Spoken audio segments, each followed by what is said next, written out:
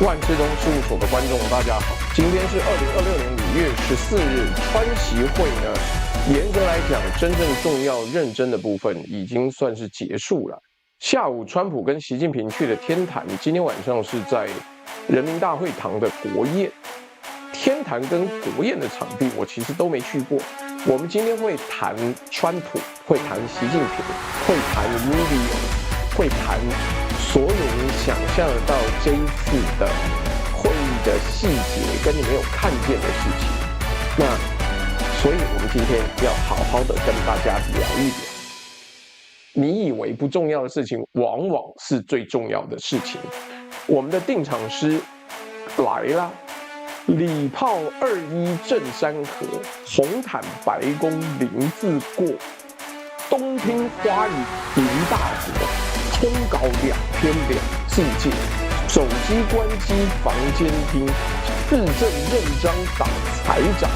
天坛祭天鬼神算，小岛变迁桌脚藏。今天我们还是会谈到对台军售，这个礼宾队，还有 Brad Buyer， 还有中等国家避险 DeepSeek， 万事通事务所，还有小弟我是朱学恒。那今天最重要的事情啊，其实不是2个元首见面，也不是礼炮21响，也不是仪仗兵，就是我们所谓的礼兵不眨眼。今天最重要的事情是啊。美中在会后各发了一份通稿，2份通稿放在一起，一比之下，那个真相让人家觉得我背景音乐又忘了关，好，对不起，不好意思，背景音又忘了关，不要莫急莫慌莫害怕，开始几分钟而已啊，干嘛那么担心？我就一个人啊，你不然要怎么办？你多抖一点，让我再雇10个人。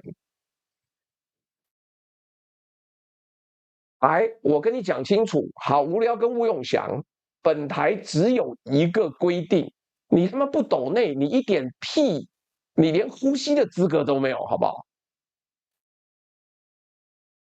还在那边靠背来干，没听过音乐是不是？再来，听了开不开心？开不开心？有没有很开心呢？有没有很开心？妈的！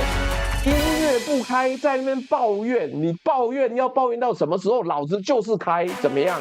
不爽不要来。欧美听干，讲白了不行就抖内嘛，紫金比较内行啊，抖内了我就看得到，不抖内呢随便，别啰嗦，所以我们今天开始有没有看？后面图做的多么喜庆，开开心心的，大家就是要好好来吃顿饭。但是吃什么饭呢？不重要，而是所有人都到现场的，所有人到现场了。来，2份通稿放在一起比较之后，出了大问题啦。各位，白宫版的通稿呢，174个英文字，完全没有台湾。没有台湾2个字，也没有台湾。中方版的通稿整段强调，台湾问题是中美关系中最重要的问题。美方务必慎之又慎，台独与台海和平水火不容。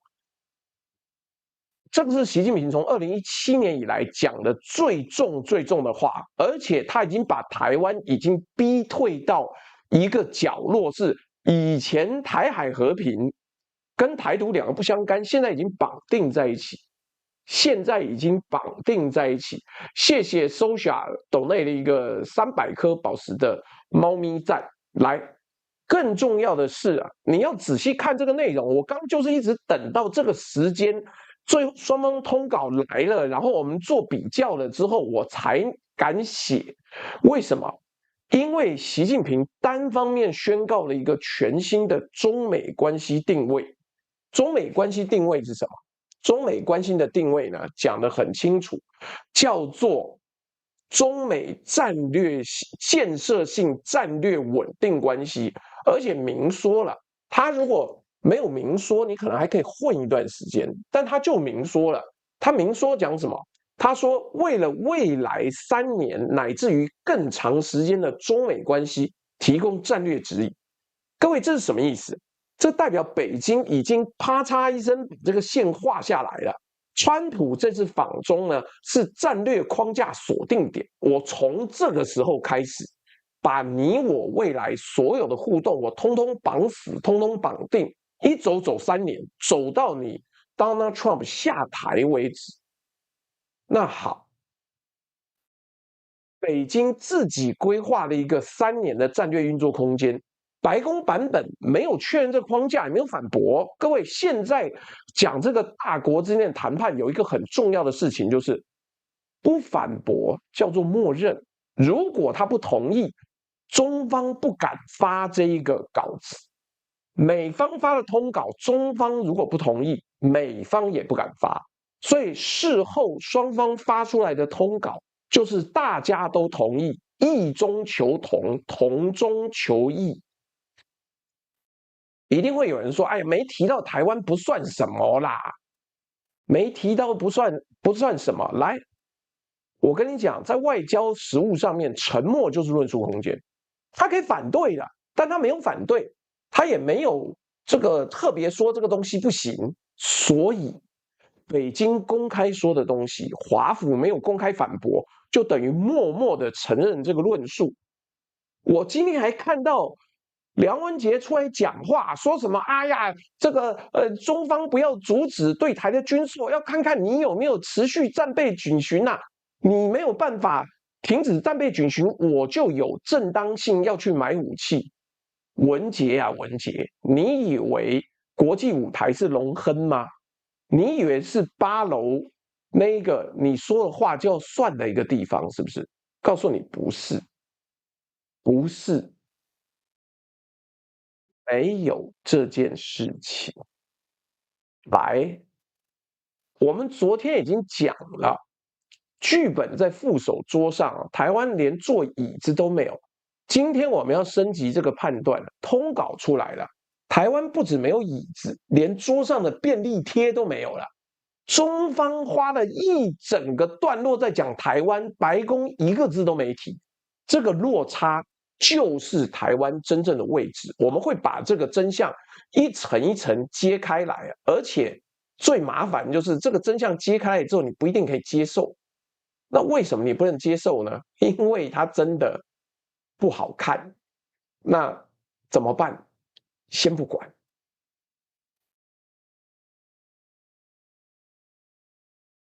哎呦，我调来调去调不完啊！来，我们看看啊。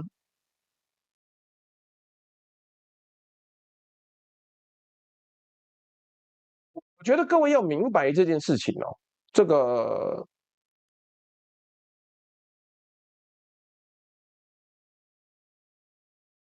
今天他如果这样讲了，他没有提，就是表示默认。你提一个新的东西，我美方没有反对，没有 overrule， 就表示我承认。我承认之后，接下来就是3年的框架，就是3年的框架，而且没有办法逃，因为外交默认就是外交默认，好不好？来，所以而且妈，刚那个谁这么乱讲，我还特别查了一下，没有，美方连台湾海峡都没有提。他提荷姆斯海峡，他提芬太尼，他提农产品采购，伊朗核武，一个字都没有提到台湾，连台湾海峡都没有提。你不要再做梦了，没有提，美方根本不在乎。他来这边就没有要跟你谈台湾，而他来这边就是听中方谈台湾的。你不要再听那边妈瞎扯，共同声明已经发出来了。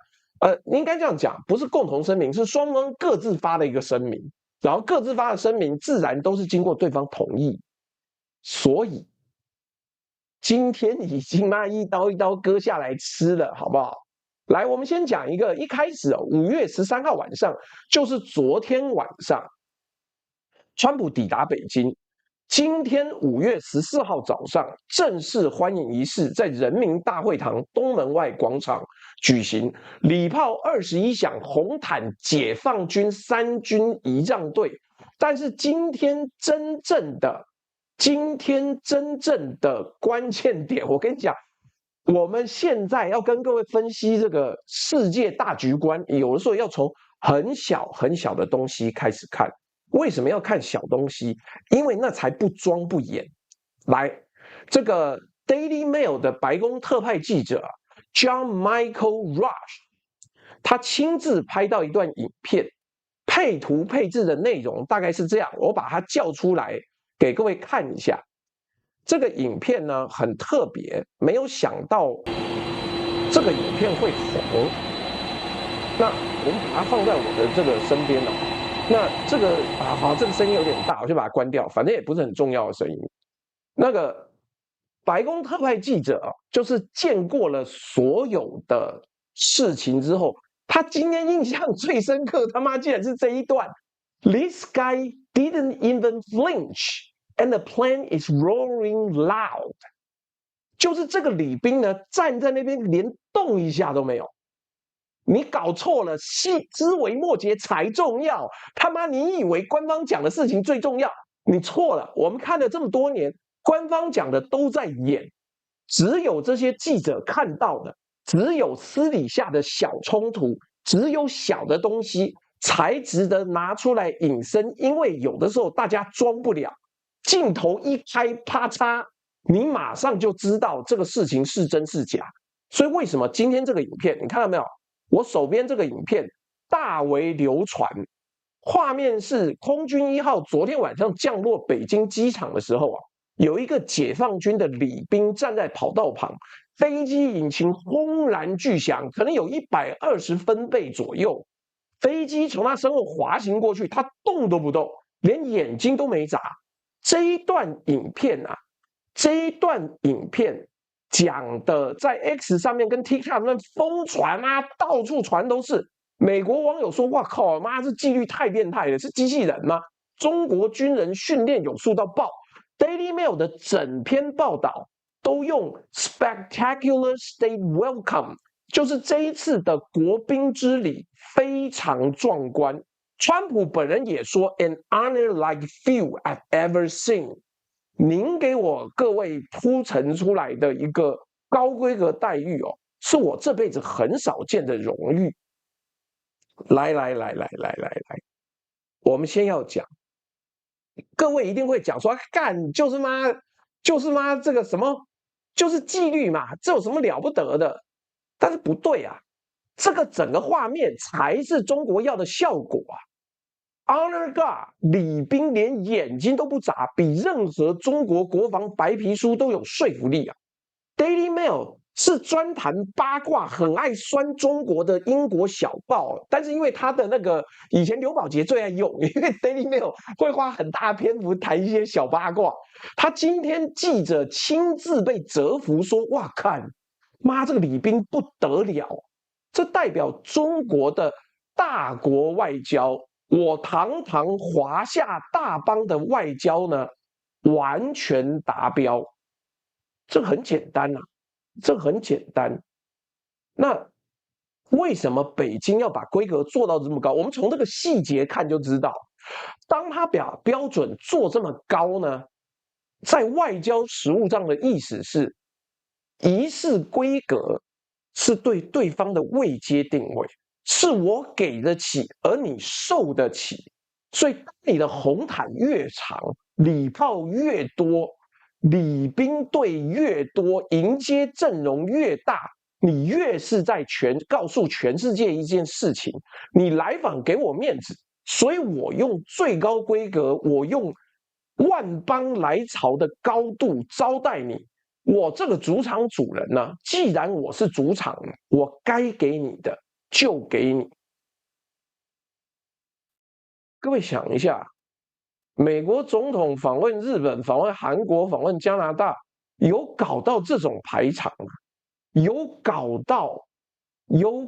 到这种空军1号在他背后开过去，动也不动的这种排场吗？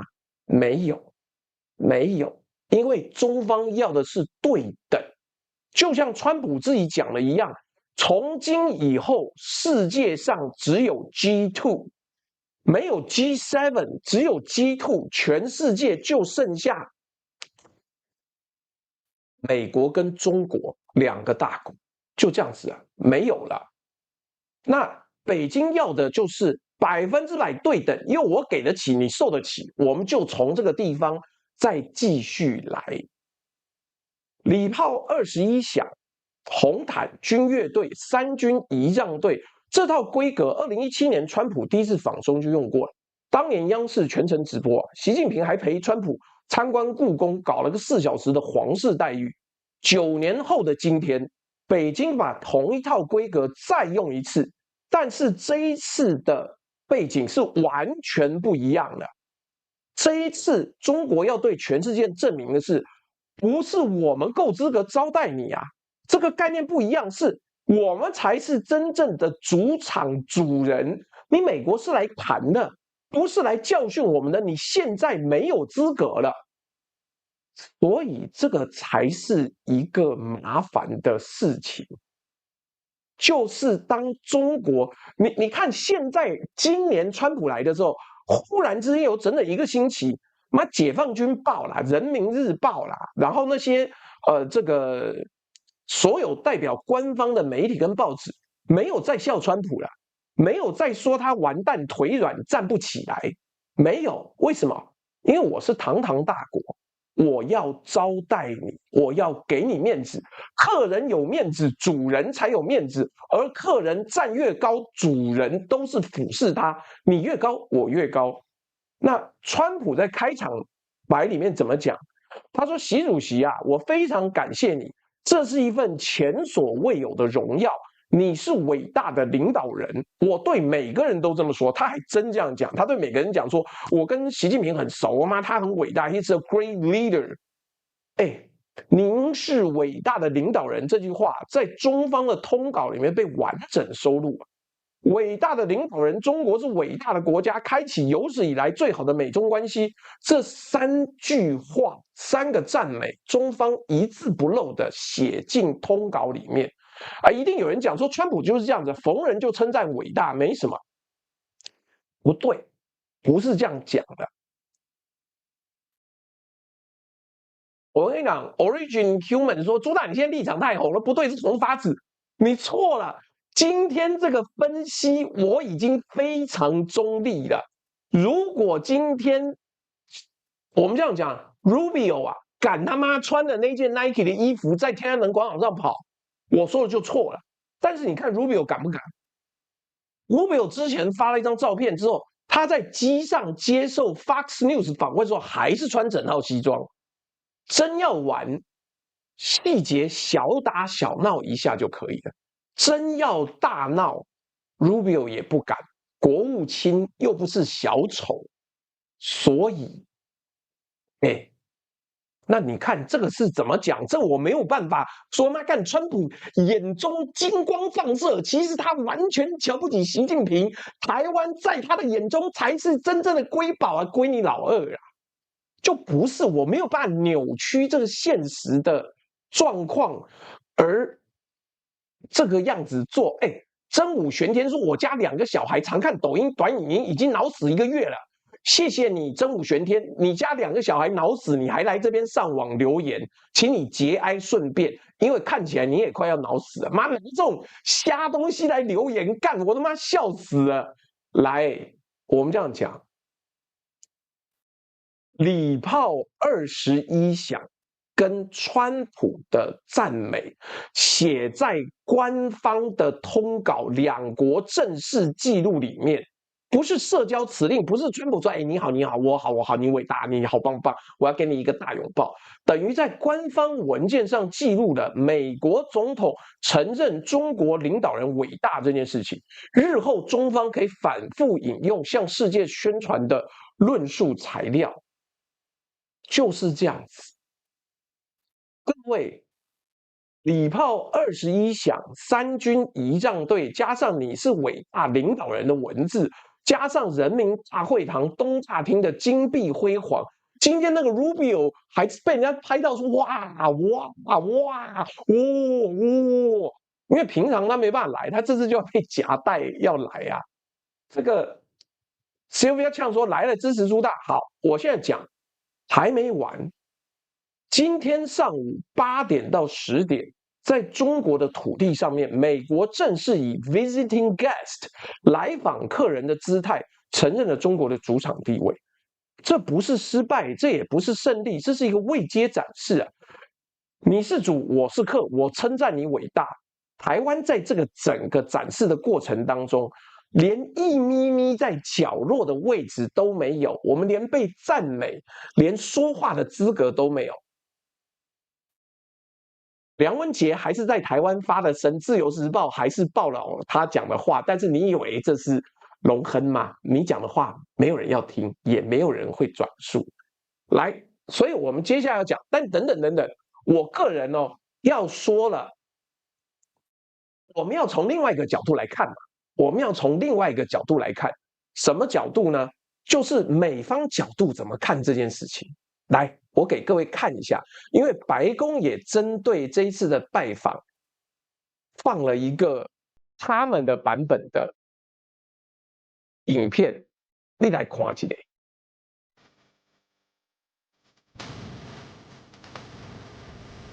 看很了不起，对不对？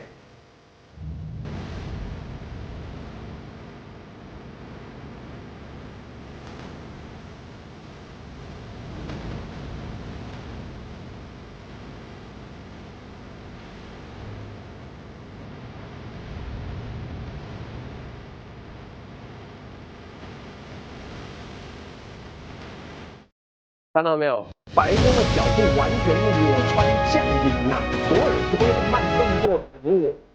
我的 face 的拍进来还用慢动作。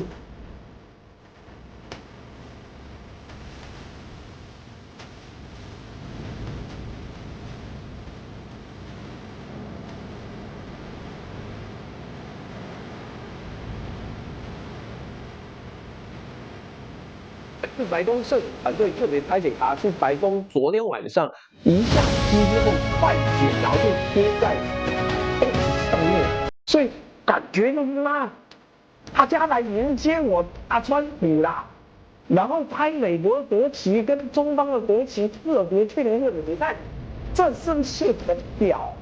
我真的讲啊，那川普要自吹自擂还是很厉害的。所以你看，他自吹自擂，吹到你都觉得，干真有那么一回事啊！所以我说，你看这个角度，一般单位可能都不会给你看美方角度。我今天特别抓给你看，来，今天因为最重要是这个，我们来唠一下英文，什么感谢祖国，这个东西真拍很棒，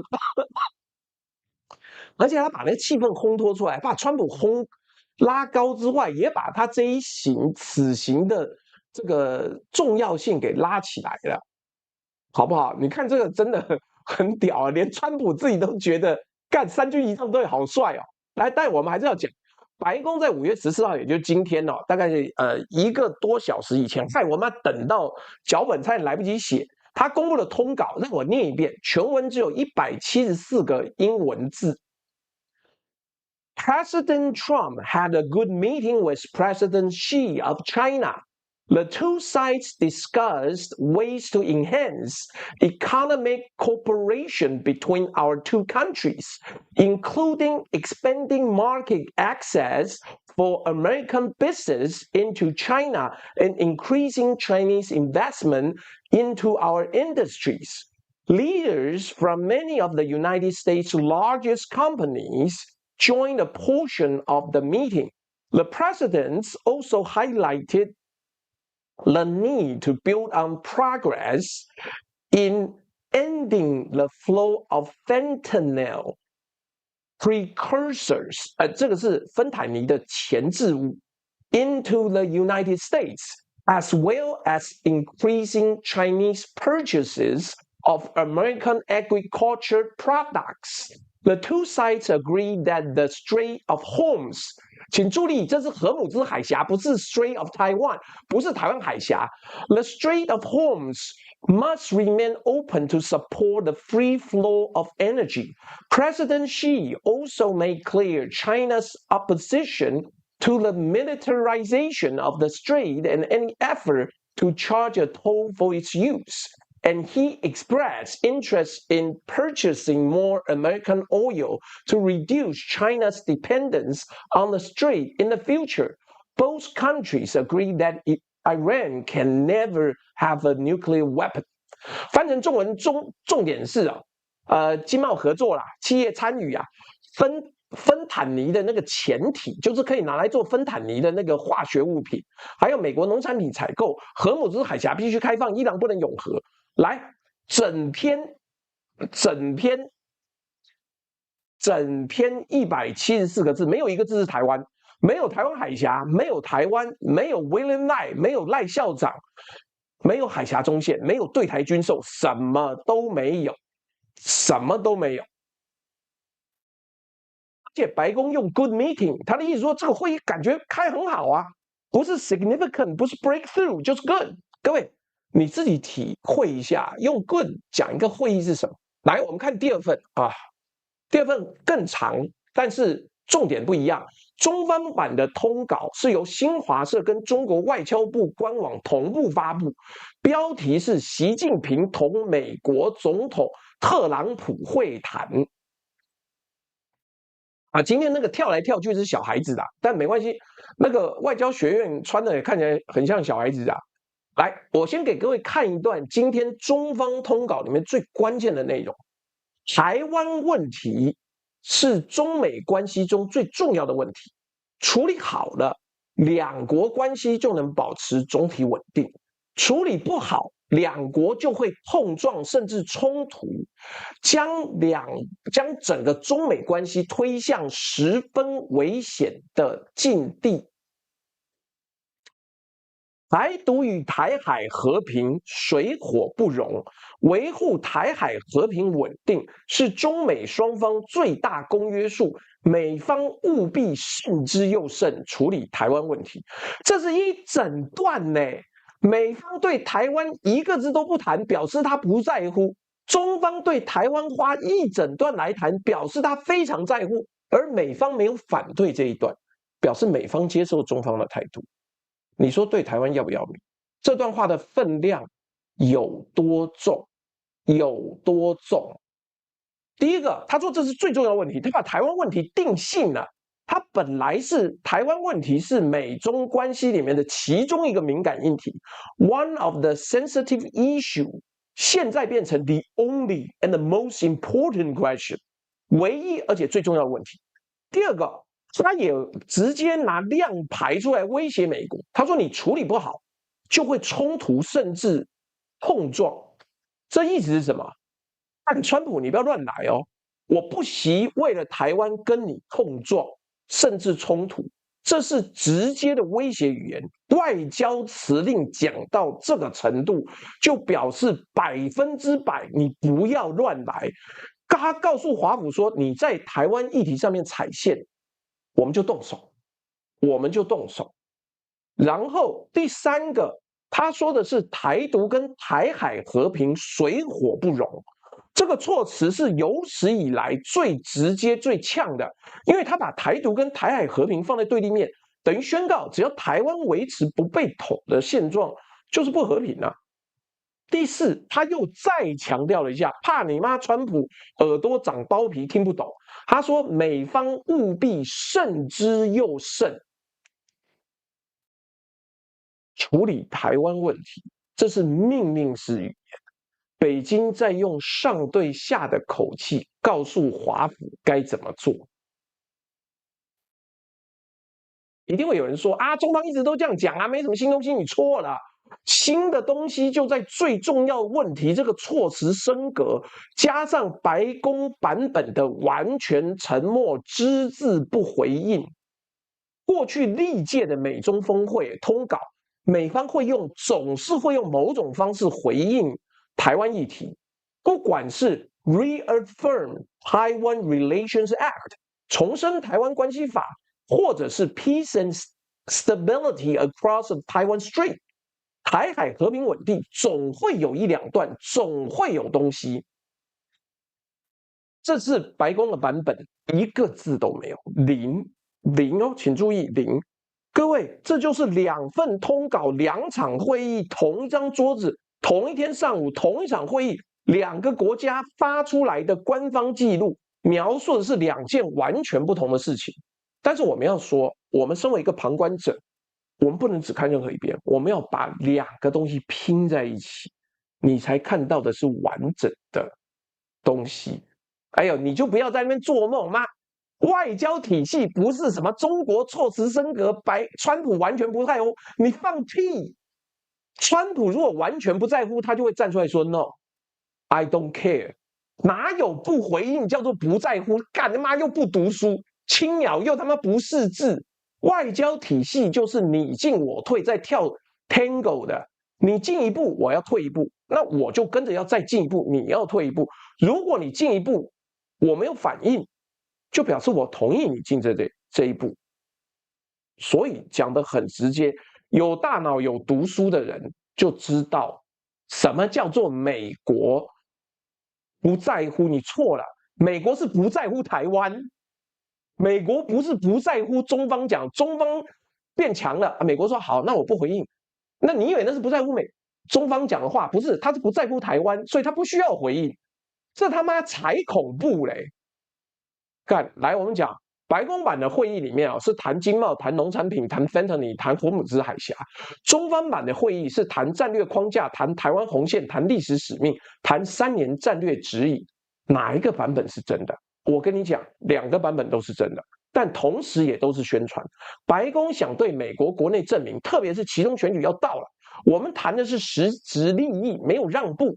中方想对全世界证明，我们锁定了战略框架，掌握了议题主导权，而台湾是被2份通稿划分的那块地，白宫装没看见，中方公开圈地。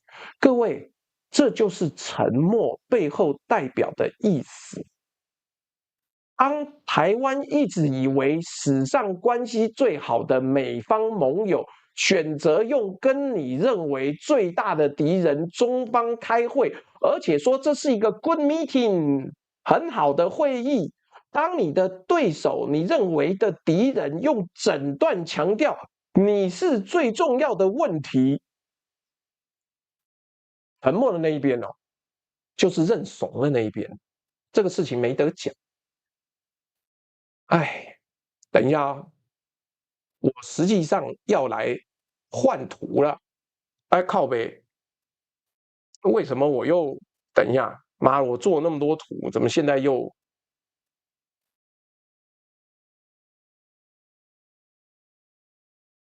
好，来，等一下啊，让我去掉我的这个背景图，因为我做了那么多，怎么可以就这么白费了呢？哎，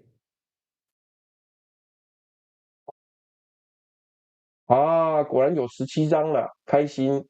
好啦，这个你看，中方好，我们一样，我们要做那个很认真的分析的时候，我要给各位看一下。第一个，白宫版完全没有提台湾，而提经贸在白宫里面有3个字，那中方有5个字。提到伊朗，中方一个字，美方一个字；荷姆兹海峡呢，美方2次，中方0次；战略稳定呢，美方0次，中方4次；建设性呢，美方0次，中方3次。所以你就这个字，你就可以看出来，这个不是在开玩笑的，这不是在开玩笑的。对，我们今天干有一堆青鸟说啊，台湾本来就是一个独立的国家，所以没有台独的问题。你去问问联合国有没有人承认台湾这个独立的国家？不是我要唱衰台湾呐、是你在那边幻想的时候，当国际上都不承认，你连名字都没有，你剩下就是那些狗鸡巴小朋友，帛琉、马绍尔群岛，还有一些万纳度是不是我都忘记了。然后你跟我讲说，看，因为我们是独立国家，所以美方不需要回应中方。干，国际媒体哪一个跟你这样子在看呐、哈哈。但你如果天真，你他妈就是野蛮，就是不读书，那是你家的事，那我不管。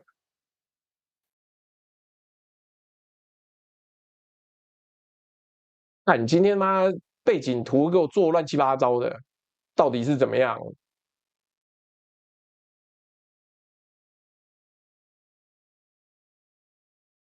好了，妈，这一团乱。每次刚修 AI，就给我修到一个莫名其妙的状况。来，我们先讲啊，3年战略倒数要一路数到2029年呢。川习会通稿就是现在2026年第2季，然后2027年是解放军建军100周年，然后2028年是美国大选、台湾大选。那更重要的是，新的框架到期是2029年了，中美又要再展开一次新的战略对话。那你说这个状况怎么会好呢？啊，好，等川普翻脸，我再你打脸，你这不读书人，干你娘嘞！妈的，青鸟就蠢到你妈生出来之后，是不是以为生出一坨屎啊？觉得台湾是独立的国家，你出去啊，你出去喊，你去联合国看看呐、有多少国承认？各位，在国际外交来讲，不承认就不是国家，请你不要在那边做梦。回你他妈沈博阳的直播，回你他妈的3Q 陈柏惟的直播，去骗你的那些无知、愚蠢、没有国际观的青鸟，你来我这边，我不干你妈，谁干你呀、笑死人！你他妈你家里没教养，你老师没教好，然后你跑这边讲说，哎呀，我等到川普有一天翻脸，我再来笑你，笑你妈逼！干，等你全家死个5遍投胎了，还轮不到你来笑我，搞错了！哎呦，拜托，真是的。来，我们讲3年战略窗口，因为他干青鸟实在太蠢了，没有办法跟他们沟通，然后他现在就回家在地上在那边哭，我好可怜。来，今天的中方通稿里面隐藏一个比台湾问题最重要的这一段还要更可怕的东西，我把原文念给各位听。习近平强调，中方致力于中美关系稳定、健康、可持续发展。我同特朗普总统赞同将构建中美建设性战略稳定关系作为中美关系的新定位，将为未来3年乃至于更长时间的中美关系提供战略指引，相信会受到2国人民和国际社会的欢迎。建设性战略稳定应该是合作为主的积极稳定，应该是竞争有度的良性稳定，应该是分歧可控的常态稳定，应该是和平可期的持久稳定。各位，这段话是今天最关键的讯号。中美建设性战略稳定关系，这是一个全新的名词，以前没有出现过。从来没有出现在中美2国的官方文件里面。那中方现在单方面的宣告，川普已经同意这个新框架，而川普没有否认。那一定会有人讲说，干，川普同意了又怎么样？我跟你讲，这个框架的设计非常精密。顺带一提，由于本人是一个宅，相信科学的力量，所以那个礼宾呢，我们帮他算过了。第一个，它距离空军1号大概还有20到50公尺。第二个，因为距离20到50公尺，虽然鱼眼镜头看起来很近，但其实那个距离，你实际上收到的是110分贝到120分贝之间，不会造成永久伤害。实际上比摇滚音乐会的声音还要小，所以别替那位李斌担心。但他已经变成全球网红了，希望上级给他加一点薪水，晚上加个菜，好不好？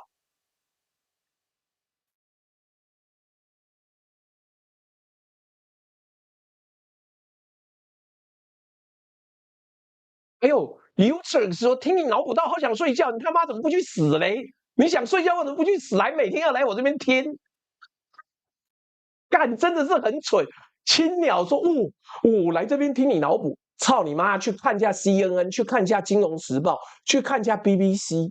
我讲的东西跟他们的立场基本上一样，只是你太蠢。你他妈每天看民视，每天看三立，觉得干太棒啦！这一场会议里面，川普所向无敌。干民视前几天妈脸书还写黄仁勋是台积电创办人呢，他什么水准？你各位青鸟就什么水准？连妈黄仁勋创办的什么东西都不知道，是不是就这么蠢？就这么蠢。好，不管啊，不管了、啊，来，有病是不是？妈的，我今天不骂人还不行，一定要来被骂。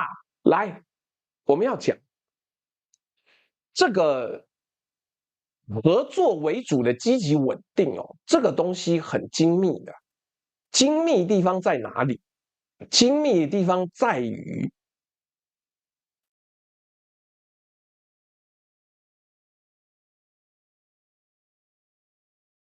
合作为主放在稳定前面，这代表什么？代表中美关系的主轴不是竞争，不是对抗，是合作。这直接颠覆了川普第一任期2017年国家安全战略把中俄定位为修正主义国家的论述。第二，竞争有度的良性稳定。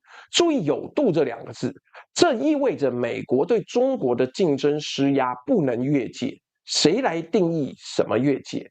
北京对台军售算不算越界？北京说了算。半导体出口管制算不算越界？北京说了算。因为美方没有提出对等的压力。第3，分歧可控的常态稳定。这一条写的最模糊，但其实它最毒。为什么？因为分歧可控。就是我们分歧，但我们不会升级到对抗。北京对台湾的军机绕台、海警船进入台湾海域、灰色地带的战术呢，这些都被归类在常态稳定里面可以接受的分歧。美方如果反应太大，就是分歧不可控啦，就是破坏稳定，所以请你不要过度反应，好吗？我们不期待你过度反应。我觉得应该这个样子。谢谢简简单单做自己啊！谢谢这个 Kate 的抖内。那今天这个我们直播应该还蛮开心的，除了要看到各种各样青鸟耍笨之外，来第4条，和平可期的持久稳定，这是时间锁定。北京宣告未来3年和平可期，也就是说，北京要锁定的是3年的台海现状弹性运作空间，在这3年里面。北京要逐步推进对台压力，但不能让美方升级反应。各位，这4条合在一起，就是给北京对台施压设计的完美法律框架。而最可怕的部分是这句话，他说将为未来3年乃至于更长时间的中美关系提供战略指引。3年，这数字不是随便挑的。3年是什么意思？3年会到2029年，2028年是美国总统大选年，川普届满不能再选，2029年新总统就任，2028年也是中国“14·5”的规划结束，“15·5”开始的时间点，2027年是中国人民解放军建军100周年，也是外界普遍认为中共具备武统台湾能力的指标年。换句话说，北京要锁定的这3年，刚好涵盖了武统能力具备之前的最后缓冲期。你可以缓一点，慢慢来，让我好好的做准备。在这3年里面，北京要做2件事情：第一个，继续提升武统能力；第二个，确保美方在这3年里面不会升级对抗，不会扰乱中国的准备节奏。而中美建设性战略稳定关系这个框架，就是在为这一个目标量身打造。不是，我跟你讲，有人说，看你这样不是红统，你怎么帮中国讲话？他妈不是，是国际间都这样子看呐、难道我能够讲说没有？台湾以后一定研发出黑科技，我们会召唤外星人，把美中2国打得溃不成军。我们只要有了台积电，我们就会变成世界的主人。怎么可能呢、哎，这个目标我们描述到这种程度，你应该要理解了。但一定会有人说，啊，川普会接受吗？怎么这个东西川普会接受吗？我跟你讲，川普已经接受了。怎么接受？用沉默接受的。如果他不接受，他可以马上放 Rubio 出来咬人啊。白宫的通稿没有确认这个新框架，可是没有反驳。中方公开宣告了，白宫选择不回应，在外交实务上面，这个叫做默认，好吗？各位看清楚这个逻辑链。第一步，中方在通稿里面单方面宣告中美建设性战略稳定关系。第二步，白宫通稿不确认不反驳，只用 good meeting 带过。他如果觉得要反对，他不会说 good meeting 吧？青鸟是不是看不懂英文？是不是搞错？第三，未来3年每一次台海紧张，北京都可以引用。这违反了我们2026年5月14日达成的战略稳定共识，请美方务必慎之又慎。第4步，台湾这3年里面每一次的自卫行动、每一次的军购、每一次外交突破，都会被北京定义为破坏战略稳定，因为这个包袱跟范围非常大。各位，这就是今天通稿真正的战略意涵啊！不是2个元首见面，不是礼炮21响，不是天坛散步，而是这4条构成的法律框架，锁死了未来3年的中美关系边界，而台湾完全没有讲话的空间。我们被这4条框架共同框定了这一个资料。NWTDB SSB 说，王志安那边现在也在直播讲这个，在线有2万多人。干那又怎么样？我们现在就是人少，我们弱就要继续努力的做。那 NWTDB SSB 说，但我觉得他知识储备不及朱大，没关系，你就有事没事就帮我散播出去，我们靠实力来决定，好吗？这个会用 AI， 我必须要承认，讲很差很。好，我先这样讲。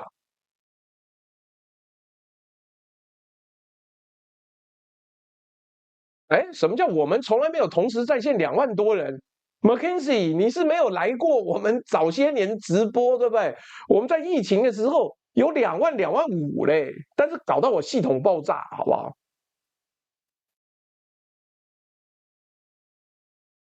哎，王志安是一个那个调查记者，后来被台湾驱逐出境，干很可怜。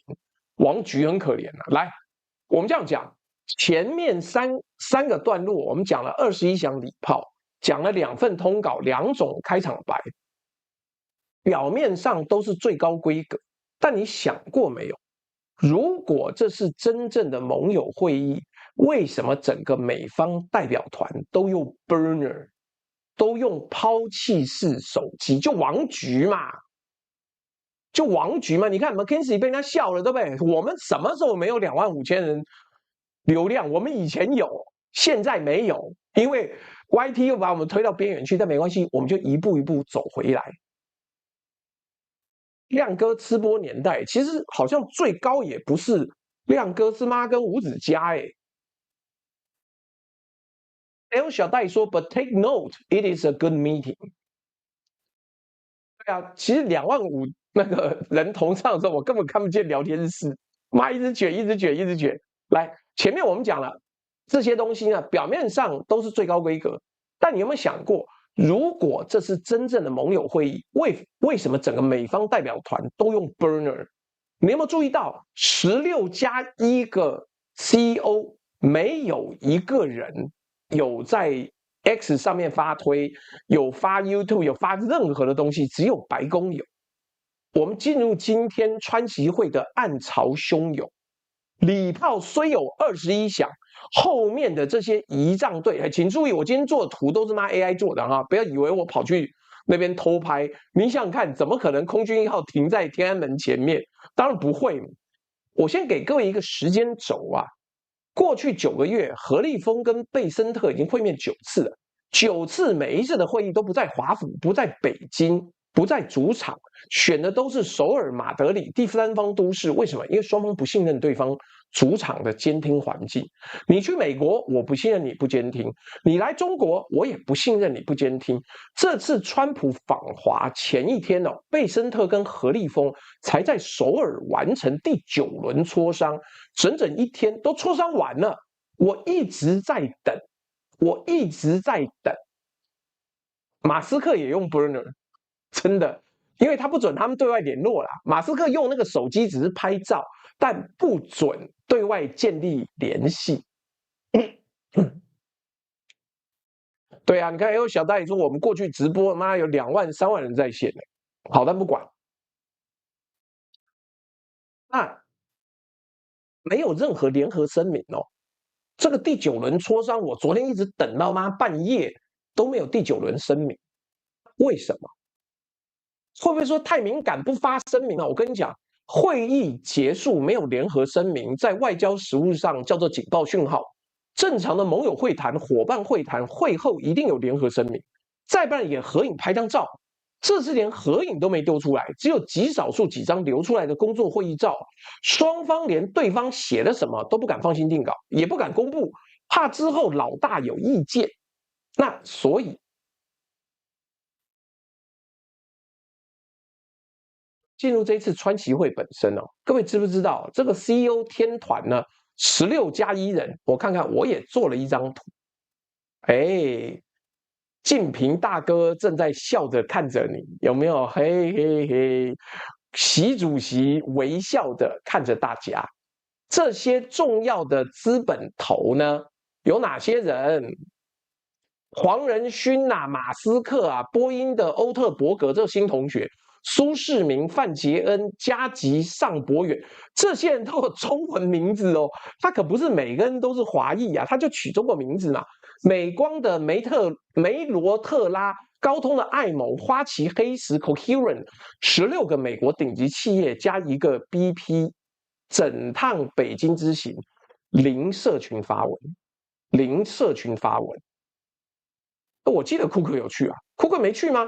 我查了半天说有去啊。哎呀，我们不要再偷人家图嘛，一起撸串干，妈的撸出来还有影片呢，靠背。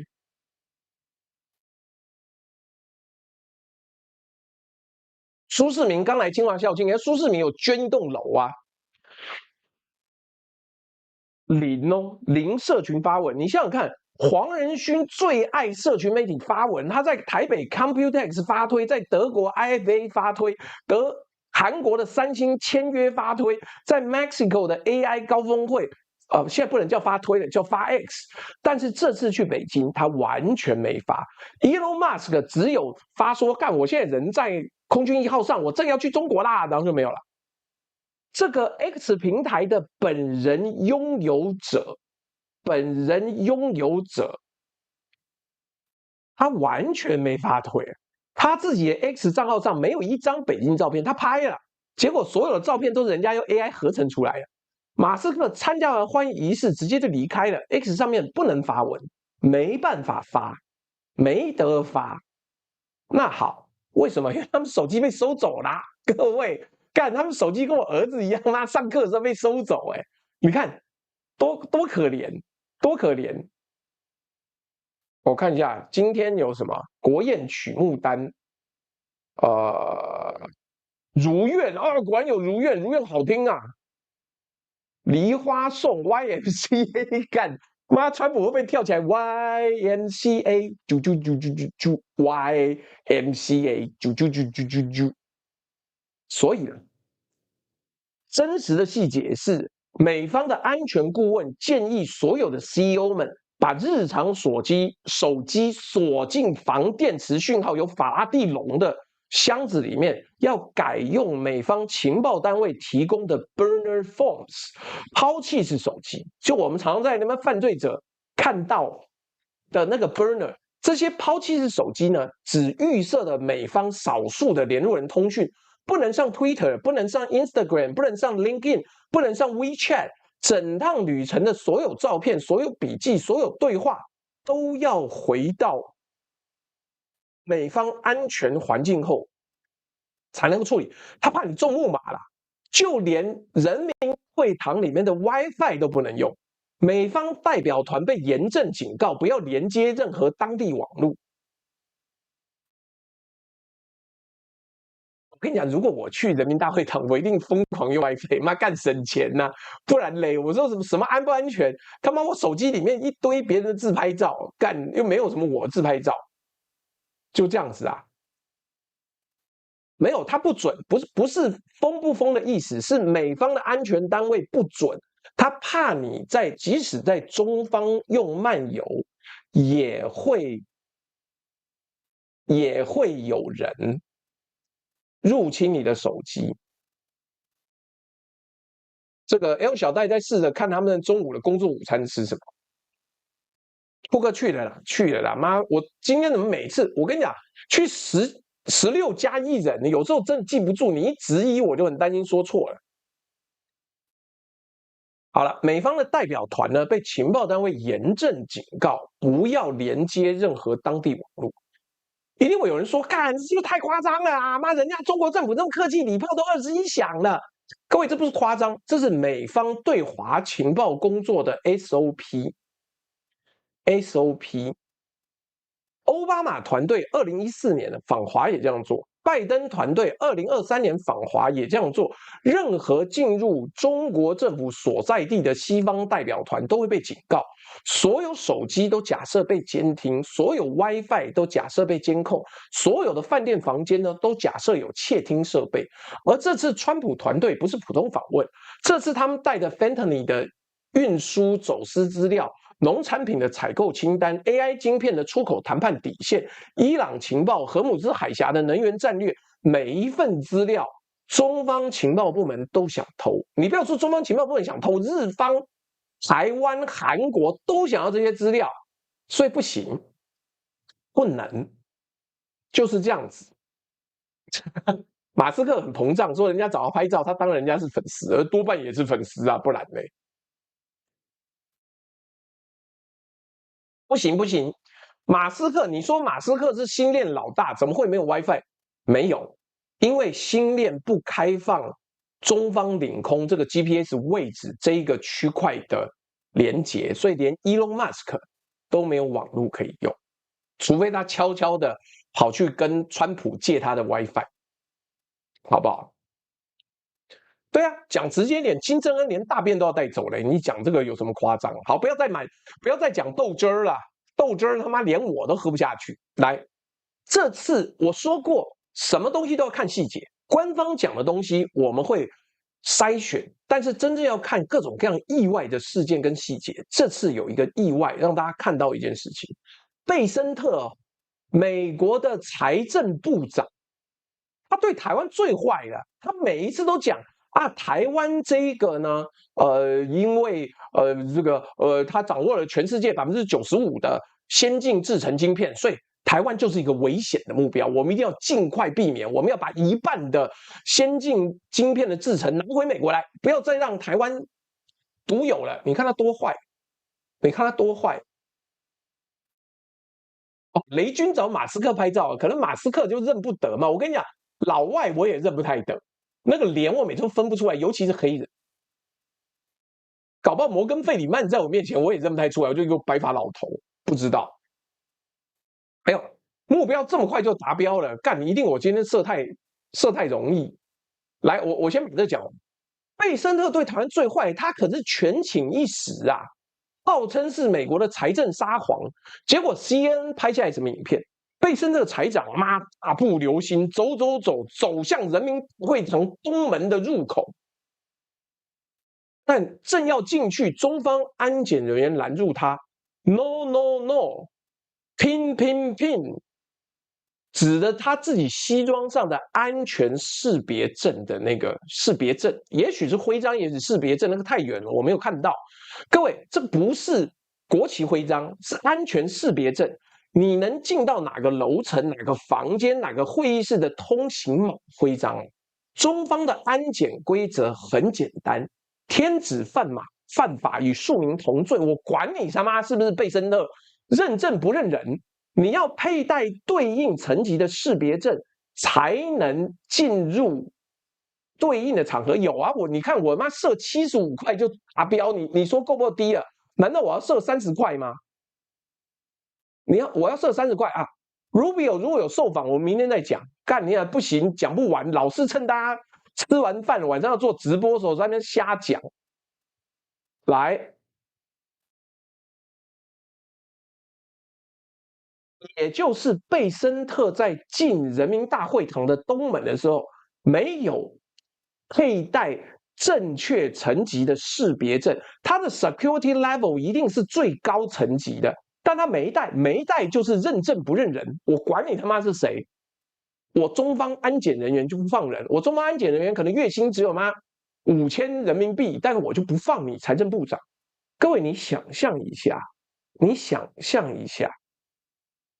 这是 G7 国家的财务部长，或者你要说 G2 也可以，世界第2大国，不，或者说第1大国，对不起，美方在最高规格的元首峰会里面呢，正要进入人民大会堂去见习近平，就中方安检直接拦住他，双方还僵持一阵子。后来有人递给贝森特一个小东西，大概是某种，就是他忘记带识别证，贝森特别上之后才被放行。我管你天王老子，不放就不放。各位，这个动作的真正含义是什么？中方在告诉美方，我们有纪律，我们有规则，在我的场地呢，认证不认人。你是美国财政部长不重要，你是 G7 成员不重要，你跟着美国总统来不重要，你没有正确的识别证就是进不来。哎，一定会有人讲说，哎，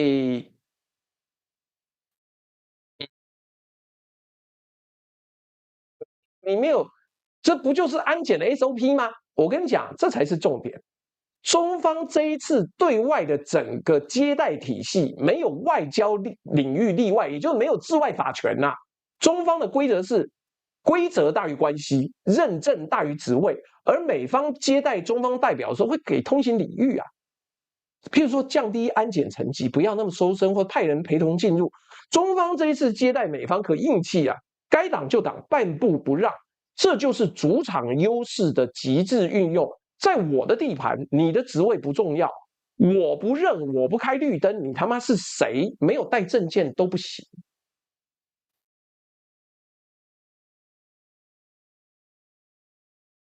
贝森特是 gay 啦，所以叫他老嫂子啊，你不知道对不对？昨天网友教我的。啊，对啊，你要讲到汉文帝跟周亚夫戏有赢，这个就虎杖笙歌啊。还有另外一个细节，还有一个细节，就在川习会当天上午，中国海关总署的官网突然把数百家美国牛肉加工厂的书中许可标示为有效。各位，这是好消息吗？是好消息，对美国农业界是大利多。但是妙就妙在，几个小时之后，这个有效状态又被悄悄改回暂停，又被悄悄改回暂停。哎，我之前就在想，我已经买了散热垫了，但还没到。我之前就在想，会不会是90分钟我的那个温度就会过热，所以固定会宕机会变慢。有没有人帮我算一下？我现在直播了几分钟了？来，但是这个意思是什么？中方示威，在中方的世界里面，没有偶然，只有必然呐、中方在告诉美方说：“你看，我有能力给你好消息，你高兴了一下，对不对？然后他妈我随时有能力收回，我就收回来了。64分钟了，好，对，改回来啦，改回来啦。中方的目的就是冲撞，打打谈谈，谈谈打打，妈，当年823炮战不就这个样子，单打双不。我们用海关、用许可、用文书工作当做及时的筹码，然后接下来是到天坛哦，各位到天坛呢，我看看我有没有天坛的图片，我好像有做，但是这个 ChatGPT 很北蓝，都会做一些讨好我们他想象中的那个对象的东西，什么大国崛起、共创未来什么之类，干我懒得改啊，随便。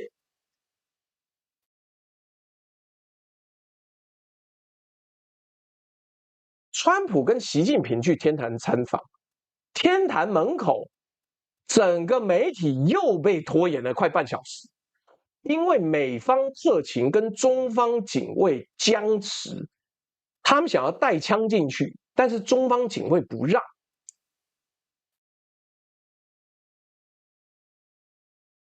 据外交惯例元首访问接待国的历史古迹时，双方安全人员会在现场进行武器协调。一般我跟各位讲，这个是秘辛，可能其他的直播人都不知道，我特别去查了。一般的 SOP 标准流程玛丽亚娜熊说呼吁一下大家快按赞了，我们现在已经快1500人了，请大家多按个赞，让我的直播可以推出去，好不好？来，标准的文化古迹访问的 SOP 是，对方的安全人员可以配枪进入，但武器的保险要打在锁定的位置，然后弹夹要卸下放在旁边。那但是这一次中方的要求是额外的，他要求美方特勤呢要把武器交给中方保管。这个要求是非常僵化，没有退让的空间，是我讲直接的，是侮辱性的。美方拒绝，因为这个就像钦差大臣一样啊，这个钦差大臣到哪里嘛，都应该要随身带的御赐尚方宝剑，结果现在说妈看尚方宝剑给我保管。Chris Wang 说赞今天特别少，赶快按一下，赶快按一下，赶快按赞啊！妈，我好不容易有1500人呢，还不赶快按赞？好，但是美方不同意，双方僵持了半小时。我刚看到有这个网友讲说，中方那边的消息是有情报人员混进媒体记者，想要带枪进去，其实不是这样子。CNN 的报道是有2名军服人员跟中方的警卫在天坛外面推挤，最后怎么解决不知道，但是这个画面在中方的媒体里面没有报道，也没有说，所以你如果翻墙出来，大概就知道这个状况最后怎么处理，我不知道，因为没有公开说法。我猜可能是缴械，可是密情局一向不缴械，他妈缴械之后，我拿什么东西吗？拿个锤子来保护川普吗？所以你应该这样讲。秦明说的没错秦明现在不是还在吗？对岸说这个东西有点侮辱性了。的确，中方接待外国元首这么严格，他们害怕什么？等等，他们害怕的不是川普，他们害怕的是美国的存在本身。中方的安全体系会把任何外国武装人员都当成可能的威胁源，这是一个对外国深度不信任的国家。他妈谁要信任美利坚啊？谁要信任俄罗斯啊？都没有。你把这一个细节合起来看，告诉大家什么？美中在仪仗红毯底下，骨子里还是对手。礼炮21响是戏，握手是戏，你是伟大的领导人是戏，戏是给观众看的。但同一个时间，美方不相信中方，所以 CEO 的手机被收走，财长认证不认人被打，特勤的武器被质疑、被质问，甚至很有可能被没收。这才不是戏，这才是真的。所以台湾有什么意义？这台湾是好消息啊，但是有一个条件啊。好消息在哪？好消息在于美中不会共管。我有一个朋友在脸书上讲说，干美中会不会共管台湾？Not yet，还没到时候。美中目前还没到要合谋共管解决台湾问题，因为双方连对方手机都不敢相信，目前不可能在台湾议题上达成真正的共谋。表面的中美建设性战略稳定关系是戏，骨子里的相互防备才是真的。但条件是什么？条件是台湾自己要认真，要努力啊！当台湾自己每天都在内斗，每天都在搞罢免，每天都在关切你的沈伯洋到底长得像不像裴勇俊这种低能的议题的时候，搞什么国际关系呀？搞什么国际关系呀？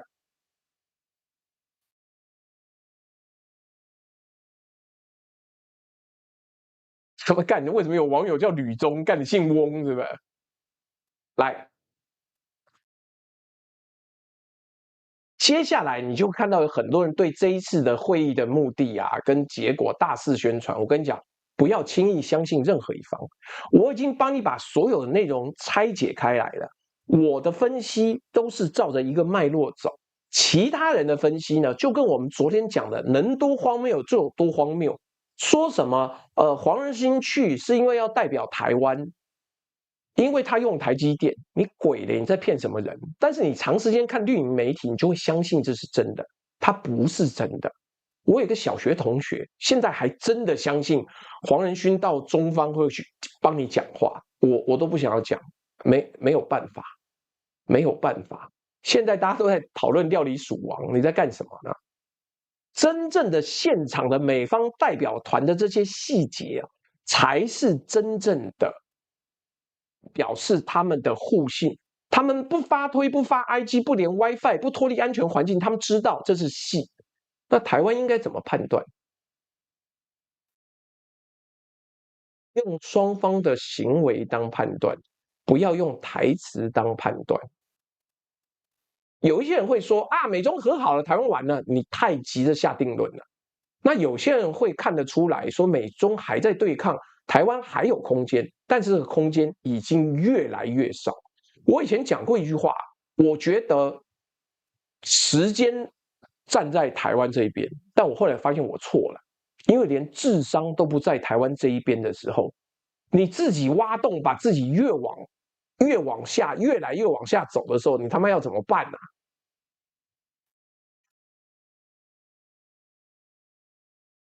好啦，来，我们来看呢，川崎会有反面证据，对吧？我跟你保证了，我一定提反面证据，我一定让你看各种各样的证据。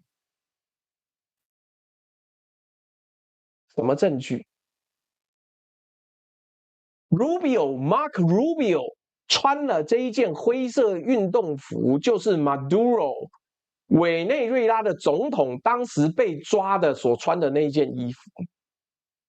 Rubio 这一次进北京这件事情，你还记不记得2020年7月，中方对美国国会议员寄出了个人制裁名单 ，Rubio 这个人被中国列为禁止入境名单，直到2025年 Rubio 就任美国国务卿，这个制裁从来没有被解除。你有没有记不记得昨天直播的时候，我还被网友笑，我说 Rubio 不会来吧？看他被制裁他怎么敢来？他妈，结果他就来了，了不起，而且还给我贴这张照片。他来了，他来了。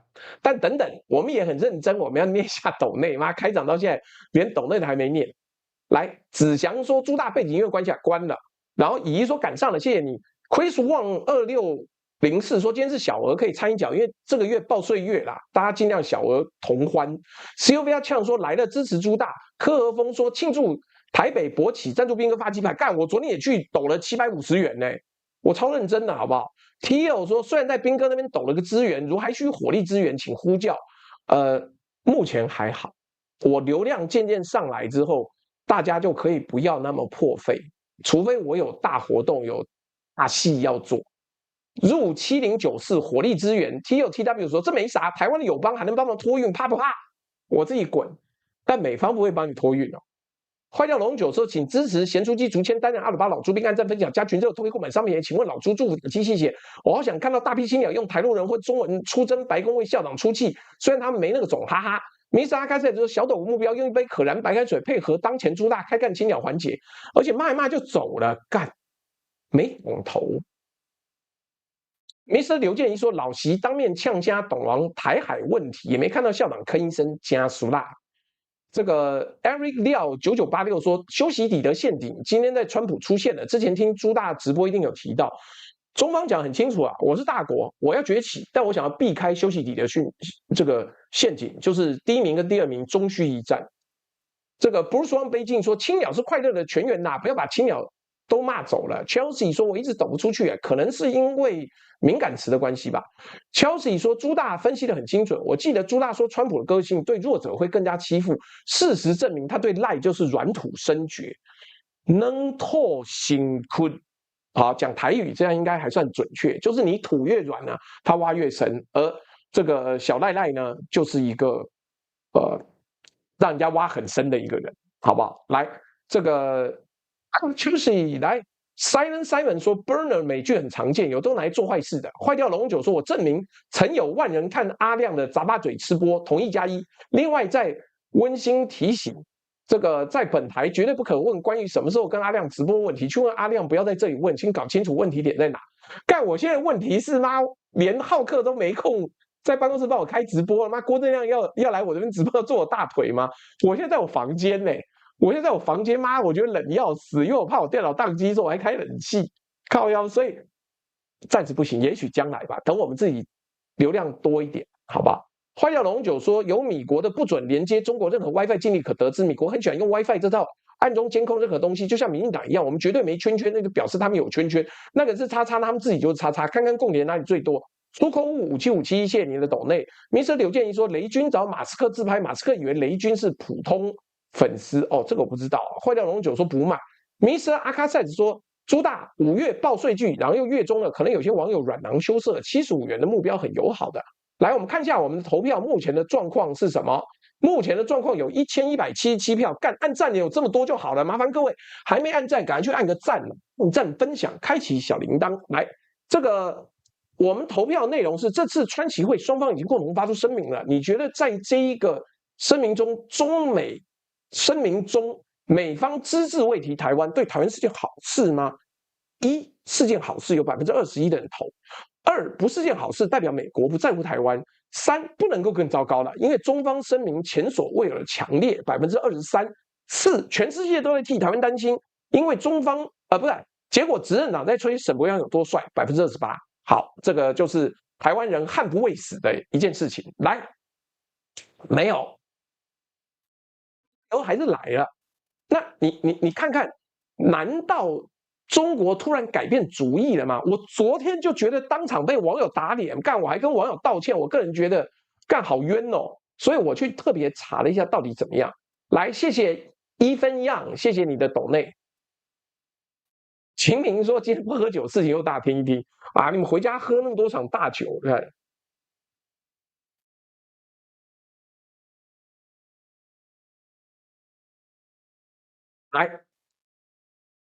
你会讲说，难道中国突然改变主意了吗 ？Rubio 不是那么强的反中，他反正在他那个佛罗里达州怎么样选都选得上，所以他才不在乎。难道中方觉得 Rubio 不再是反华强硬派吗？不是，中方觉得他还是，但是让我们把他名字给改了。你看清楚哦，中方做这件事情不是为了让 Rubio 进来，是为了让全世界展现我大国度量。我大国度量是什么？我堂堂大国，他妈我怕你一个穿着模仿委内瑞拉总统这个犯人的小丑吗？我今天接待的是美国总统，一个被我制裁过的小丑要跟着进来，我不跟他计较。为了大局，我愿意暂时不执行对他的制裁。看到了没有？这就是大国风度，这就是大国风。干做大腿流量大，我才不要让他做嘞。各位，这个讯号的对象不是美国人，美国人不需要被说服。这个讯号的对象是全世界的华人圈，是中亚，是非洲，是拉美，是东南亚，所有正在观察中国到底是不是一个负责任大国的中等国家。中方在告诉他们说，看，我们有度量，有风度，有大国的格局，但同时中方做了一件对华语世界来说不能够更深的羞辱了，他改了卢比欧的姓。各位，卢比欧原来是迪鲁马的鲁，卢秀燕的鲁是姓，在华语文化里面姓是不能改的，改姓等于否认你的血统，否认你的家族，否认你的身份。中翁把卢比欧改成卢比欧，是用华语文化最深的羞辱方式对卢比欧动手。但这个羞辱卢比欧本身听不懂啊，因为他美国人啊，他不懂华语文化的姓氏逻辑，对他来说卢发音差不多，没什么差别，没什么差别。那好啦，你想想看，你各位每天在骂那个扫地专家，你骂他什么？你骂他三姓家奴嘛？那为什么三姓家奴是一种羞辱呢？就是你没有认祖归宗啊！你若连姓都一直变，人家怎么会尊敬你？人家怎么会觉得你很棒？那结果卢比欧现在变两姓家奴了，肉犯了鲁，不是是鲁国的鲁，干等等，加二是什么东西？投票想看阿亮坐老猪腿上吃东西，直播2小时，请加二，干才不要，鲁鲁米的鲁，好不好？鲁鲁米的鲁，鲁国的鲁。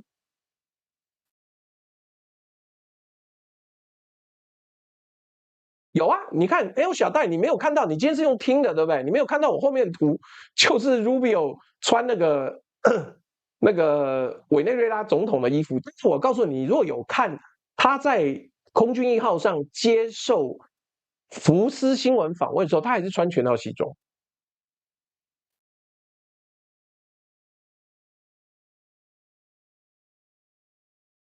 他还是穿全套西装。来，真正感受到卢比欧变成二姓家奴的人呢，是台湾人，是香港人，是海外华人社区。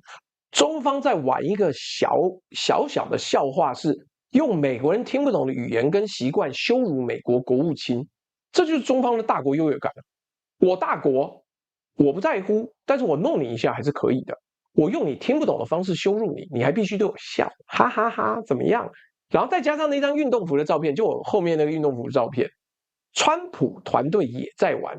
白宫放出 Rubio 穿 Nike 灰色运动服的照片，跟 Maduro 被通缉被抓走那个照片的撞衫，意思是我这个被你制裁的人，今天要穿着像通缉犯的衣服进北京，而且我们都知道你在改我的姓，其实大家都不知道了，但没关系，这就是一场双人舞，双方都不挑明，但双方都心知肚明，好吗？那好，而川普现场在川习会中段特别停下来，把 Rubio 介绍给习近平，说：“哦，he's outstanding， 卢比欧是 outstanding 杰出的。”这个动作的含义是什么？是川普在告诉习近平：“我知道你不喜欢这个人，但他是我团队的核心，接受不接受随便你。”习近平在现场是怎么回应的？他用姨母笑，握手微笑，没讲话。外交的实务上，我们前面已经讲过了，沉默等于接受。但真正的问题是，这个交易谁赚到了？中方付出了什么？礼炮21响吗？不值钱，本来就要放。仪仗兵不眨眼嘛，反正本来就要在。让 Rubio 进来吗？这 Rubio 进来也不会危害中国半根汗毛。中方实际的付出趋近于零，中方得到什么？中方得到什么？中美建设性战略稳定关系3年战略指引，我第3章已经讲过了。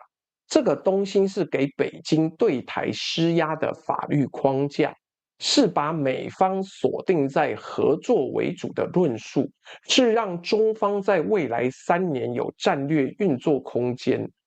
中方得到的是战略性、长期性、无法量化的东西。美方付出什么？卢比欧个人被改姓，华语世界才懂。川普对习近平喊：“你是伟大领导人。”白宫通稿不提台湾，卢比欧穿运动服，双方都懂啦。这是面子问题、羞耻问题、姿态问题。美方得到什么 ？Fentanyl 的前体合作，农产品的采购，荷姆兹海峡的合作，伊朗不永和的共识，这些是实质可量化的短期的利益。各位，这就是2种完全不同的计算逻辑。美方算的是实质交易，你给我多少农产品，你管控多少分成你买多少美国石油。中方算的是战略框架，3年的战略指引，台湾议题的论述空间，大国对等姿态，谁赚了？短期看美方赚了，他拿到了实质利益。长期看中方赚翻，因为战略框架可以反复运用、反复套用。每一次台海紧张，每一次美方军售，每一次外交事件，中方都可以引用2026年5月14日的双方共识，要求美方慎之又慎。各位，让一个小丑穿运动服换老美3年战略框架，谁说不值得？谁约不值？值啊，太值了！这就是这次川习会最核心的真相。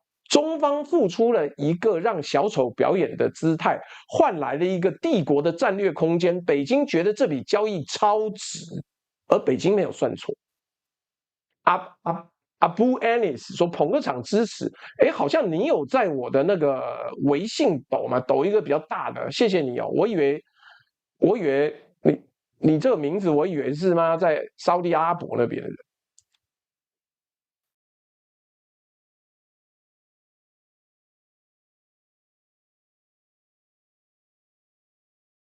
那一定会有人问啊，我们今天在台湾做直播，那台湾呢？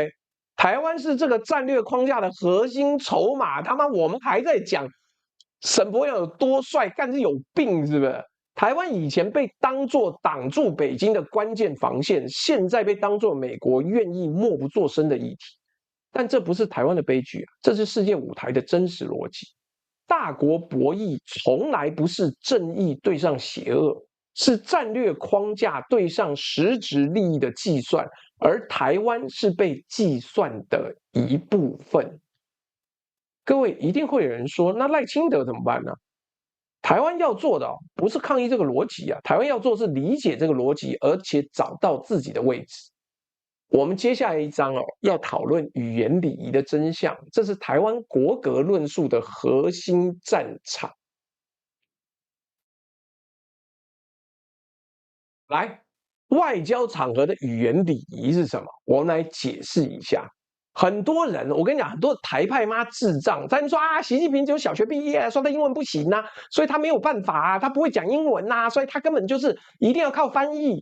哎，习大大当年在福建的时候，据说也跟台商学了一些英文呢。但是我们这一章要特别讲一件事情，什么事呢？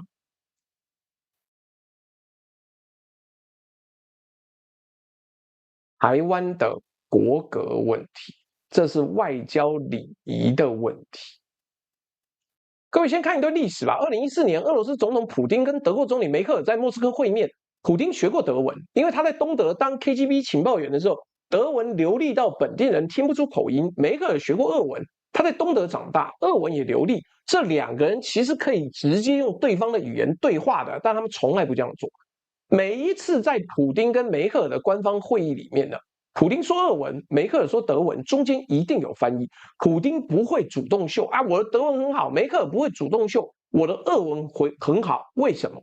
因为这不是个人能力问题，这是国格问题。各位请记住这句话：元首跟元首对话，用的不是2个人在交流，那代表的是2个国家在交流。当俄罗斯总统用俄文的时候，他不是普丁这个人在说话，他是俄罗斯这个国家在说话。当德国总理用德文的时候，他是德国这个国家在说话。翻译这个角色象征的是2个对等国家之间的桥梁，它是中立的，它是缓冲区。如果普丁突然开始用德文跟梅克尔讲话，会怎么样？会被解读成俄罗斯这个国家呢主动降阶去配合德国的语言，这在国际外交实务上面是国格的降格。一定会有人说，普丁就算用德文，他还是俄罗斯总统啊！你错了，不是这样子啊，不是这个样子的。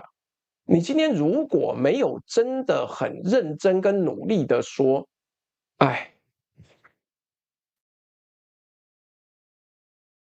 你没有很认真的努力避开使用对方的语言的话，你的国格就降格。你会讲说，普丁就算用德文，他还是俄罗斯总统啊，对，他还是俄罗斯总统，但他这个动作会让俄罗斯这个国家在国际视觉上看起来像是来拜访德国，来纡尊就驾，低头去找国格，而不是对等会晤。这就是为什么所有正常运作的国家，元首跟元首的对话一定坚持用本国语言。各位，你看这一次的川习会，这个不是夸奖习近平，是他坚守站住了这个立场。习近平全程用中文，他英文有没有可能会讲一些？我不知道。但是如果他在福建闽南那一带晃了那么久，讲一点也不难。但即使他会，他从来不在川普面前秀英文。为什么？因为他是中华人民共和国的最高领导人，他必须要用中文，他必须要用中文。川普全程说英文，他会不会讲中文？当然不会，但他也不可能用中文，因为他是美利坚合众国的总统，他必须要用英文。两个元首用各自的母语，透过翻译对话，这就是国格对等的视觉呈现。然后我们看另外一边，你还记得安倍晋三吗？安倍晋三是什么？安倍晋三2017年，安倍晋三在 Mar-a-Lago。谢谢李景浩抖内的10个会籍，麻烦各位赶快接好不好？还有 McKinsey 终于拿到了李景浩送的会员哦。来，我跟你讲，2017年安倍跟川普在海湖庄园打高尔夫的时候，安倍是会讲英文的。安倍从小受过英文教育，在他私人对话里面可以跟川普直接用英文聊天。但在所有的 official 场合、正式外交场合里面，安倍坚持要用日文加翻译。安倍的御用翻译叫做高尾直之，是日本外务省的核心翻译官员。每一次安倍跟外国元首见面，这个人都在场。这个翻译人员这一次也帮高市早苗在跟川普见面时救过场。我要说的是，为什么我上次讲卓荣泰再也不要想在他任期内，甚至他这一辈子都不要想再去日本了？因为他的那个动作突袭式外交得罪了日本外务省。日本外务省没有在跟你函扣的啊，管你妈高市早苗是谁，所有的事务官都是东大早稻田一桥大学的，他们才是日本政府的骨干。你这样子突袭外交，你得罪的是日本的外务省，你觉得下一次他们会请卓荣泰再去吗？为什么说台湾现在，果然呢，我到9点半的时候就 delay 了，没关系，现在又开始 delay 转，好，转，我们就先等一下。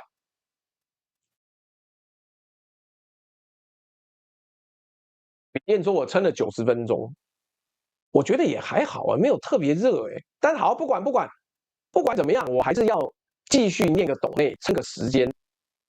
为什么？因为我这里也显示了黄色讯号。Mr. 阿开 says 说，可是九哥2个男的就不太舒服了，做大腿流量大，来宾应该要妹子，等等别拖我自己滚。妈的 fuck， 关键字也太多，修改好几次才成功。坏掉龙九说，记得某次老马接见外宾，自己 gay 搞，用英文直接跟外宾对话，老朱还骂了好一阵子。坏掉龙九说，带超哥懂内，台湾要搞清楚，台湾对大陆来说现在是负资产。妈，刘冠超还算了一大堆关于那个什么劳退健保什么之类的东西。他说2300万人里面2000万人都是刁民，到底要来干嘛？我现在只要有1-2亿人活得比台湾人爽，台湾自己就慢慢吵了。PS， 最近北一女在黄浦江包游艇开校友会，聪明的人会选择所在地。PPS。最近618酒店有打折了，欢迎大家来。干的没有钱就没有钱了，没钱买机票，好不好？好，卡，再等一下，妈，应该就好了。好，我们接下来还是要讲，你就一边听吧，一边听，也不是 buffer 没做好，算了，不管了，再叠个100-200人，然后我们就恢复了。我看看明天买的那个散热垫会不会比较好，但我订了还没到，早知道我就请网友帮我订，来，没关系。是不是有一个日本的内阁叫河野洋一，是不是？还是叫河野太郎？我跟你讲，我跟河野太郎聊过天，他的英文是真的好，完全没有日本口音，他是真的直接可以用英文跟外国人沟通的。那，但是他也知道在某些场合不要讲英文。为什么安倍还是找高尾直之？因为安倍知道他代表是日本，不是会讲英文的安倍个人。一定会有人说这跟台湾有什么关系？我告诉你，关系可大了。各位，台湾的历任总统，蔡英文总统、马英九总统，他们都会讲流利的英文。蔡英文是伦敦政经学院 LSE 的法学博士，我们的好朋友某位教授彭文正教授不太认同，他的英文不仅流利，连学术论文都能写。马英九是哈佛大学法学博士，他的英文同样流利。但是各位，你想想看，蔡英文总统、马英九总统每次跟外宾对话的时候，习惯用什么语言？英文。英文。对，河野太郎英文是真的好，我不是开玩笑的。你现场听他用过英文演讲，我在电梯里面跟他聊过天，他的英文真的很好，一点口音都没有，不是一般人。所以他是我个人觉得，如果日本接下来要走向国际化，应该要让河野太郎当一个什么工作，好，已经开始已经不同步了。我们尽量之后应该会恢复。什么东西？一级主要技术是说，过热的机台势必要去进个冰水。来，可是你想想看，蔡英文总统跟马英九总统为什么都用英文？蔡英文跟美国友台议员见面用英文，马英九跟美国访宾对话用英文，他们从来不坚持我用中文，你用英文，我们透过翻译这个外交礼仪。一定会有人说他英文这么好，为什么不用？这样不是更顺吗？这就是台湾国格问题的核心。你想象一下，当蔡英文用英文跟外宾对话的时候，外宾会解读成什么？第一种解释叫蔡英文很亲切，跟我们无缝沟通，这台湾自己的善意期待。第二种解释呢，也是国际外交实务上最常见的见解。在台湾这个地方啊，连总统都配合我们用我们的语言，这代表他认为自己跟我们是平等的对手吗？当然不是，还是他认为自己是一个会讲英文的地方领导人。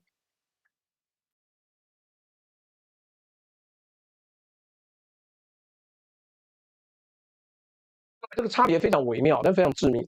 用英文沟通的台湾总统，在万宾眼中可能不是另外一个国家的元首，而是一个会讲英文的地方首长。那这样子，人家怎么看得起你呢？哦，我 CPU 到91度 C 嘞，真刺激！办法，那怎么办？好干，该吹了，让我把电风扇开起来，开一个 turbo， 看能不能降温。好，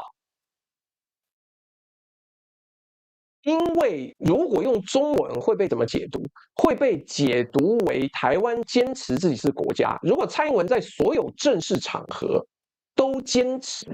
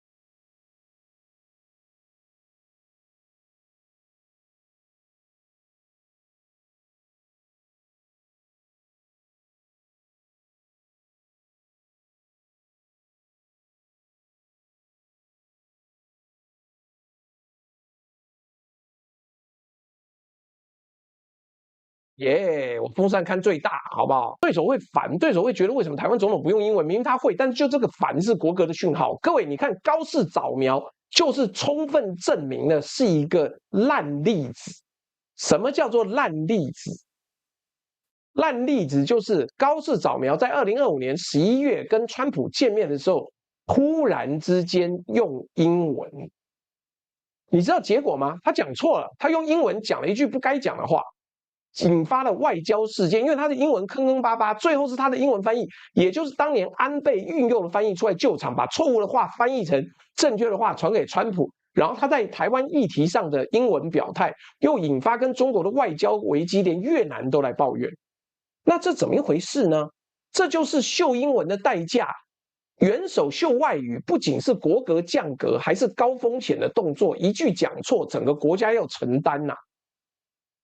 整个国家要承担，谁妈在直播的时候下载 A 片？但台湾的总统每天都在秀英文，我必须要讲重话。我必须要讲重话。讲重话是什么意思？讲重话就是你今天如果一直讲英文，这就是最大的外交错误。这就是最大的外交错误，好吗？你如果连这个东西都不太理解的话，那就是最大的外交错误。那外交错误是什么状况？外交错误就是你必须要停止让它发生，而不是一直让它有各种各样的机会重复出现。我跟你讲，我以前曾经认识过一个这个本身就是做这一行的，他的工作呢就是做翻译，那他就是做最高阶的翻译官。那对他们来讲，重点不是总统的英文如何，而是他们要当的是一个防火墙。他们站在这个防火墙的前面呢，国家就有防护的可能，国家就有防护的可能。是写什么波西啊干你啊妈看不懂中文是不是？你听不懂听不到声音就 reload 嘛。来，元首秀外语不只是国格降格，还是高风险动作。那所以台湾就一直在这样搞，一定出问题嘛。而且这个错误，台湾社会还不认为是错误。台湾社会看到蔡英文说英文流利对答，大家觉得骄傲。台湾媒体写蔡英文展现国际视野，大家觉得很好。但各位你要知道，北京最高兴看到这个，为什么？因为北京最希望全世界把台湾定义为一个会讲英文的地方，而不是另一个国家。当台湾总统主动用英文跟外宾对话的时候，北京的论述是台湾是地方政府，就被视觉化。为什么？因为地方政府领导人本来就要用对方的语言来接洽。更残酷的是，北京的所有高阶官员跟领导人从来不说干，一摸出了一根毛，从来不说英文。习近平不秀，李克强当总理时不秀，王毅不秀，李强现在的总理也不秀。他们坚守中文加翻译这条线，为什么？因为他们知道，只要中华人民共和国领导人用中文，中国就是一个对等的存在。因为这是国格的细节，但细节决定生死。但我们刚好，台湾现在有一个好机会，是因为赖校长的英文很烂呐，刚好用这个时间开始。我说过了，我以前认识一个高阶翻译官，但坦白讲，民进党政府执政之后，很多高阶翻译官是靠关系，不是靠实力。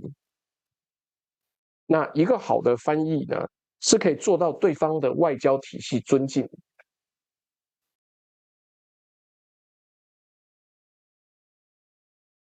翻译的时间呢，其实是给双方思考缓冲，避免台湾总统当场做出无法收回的承诺。你想象一下，如果蔡英文当年跟川普通电话的时候，中间有翻译，川普会不会比较不容易脱稿？答案当然是比较不容易脱稿。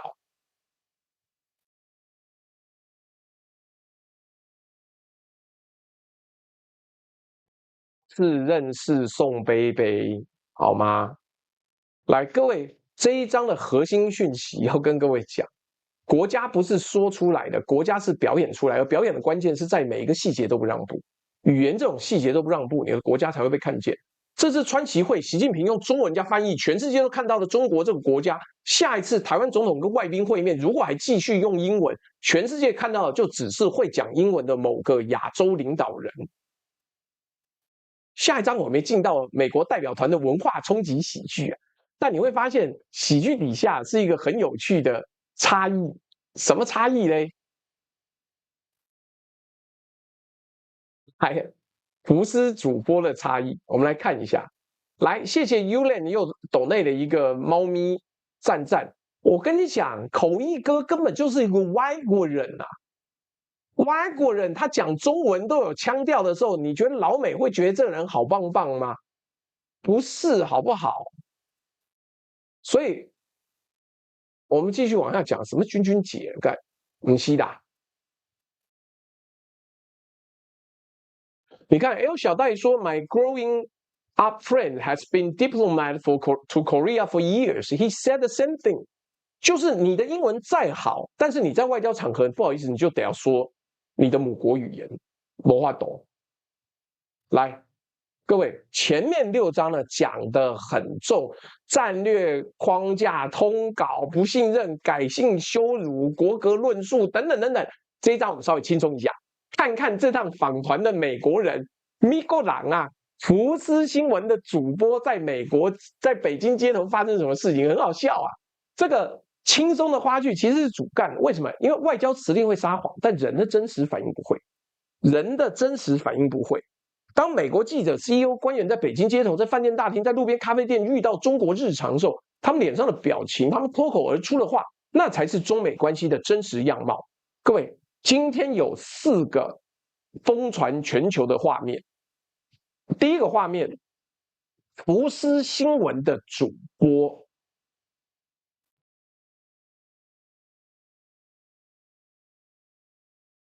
福斯新闻的主播 Brett Baier， 他的监控震撼，什么意思呢？5月14号清晨呢，就像我后面这个画面啊，5月14号清晨一早，福斯新闻主播 Brett Baier 带着团队在北京街头现场连线。他的司机就不过违停2分钟而已，干，这个主播超气了，他说他2分钟之后，他的这个司机的手机上马上收到一张40美元的罚单，约合人民币290元。侯友算妈自己躲了很久，还跟我讲死飞山好久不见，妈你躲去哪里了？干也没抖内。好，那为什么Brett Baier 说干这共产党国家呀，这里到处都是摄影机，他们什么都看得到啊，太恐怖啦！然后他还特别去拍了，他说哇看一个路口就有20个摄影机。这个影片在 X 跟 TikTok 上面爆红，美国的观众的反应是什么？哇，这就是社会主义的铁拳呐！把一拳一拳一拳打，还有监控国家恐怖片现场 ，Big Brother is watching。但是结果中国网友说什么？中国网友说什么？中国网友很快发现了，干你在那边讲说我们这个民主党就想要像中国一样，就是共产党。结果福斯团队在拍这个监控恐怖的时候，自己是怎么做的呢？来，我看一下哈，我应该有这个，好，我有这个东西。哎，各位，这个就是伟大到处都是的网友，很有可能是朝阳大妈，不对，他坐在车上的，结果他拍到，干你妈在网络上干我。天朝帝都，说什么到处都摄影机，就你给我在马路中间，你给我在马路中间拍照，你他妈是一个活生生的三宝，好不好？你活生生的三宝，你看，结果那个网友一拍，想说，哎，老大呀，你妈违反交通规则，哎，看你罚单刚刚好而已，好不好？妈，到底帮你开车是哪个司机？妈，把他抄走。对啊，秦明说他在非机动车道上走，哎。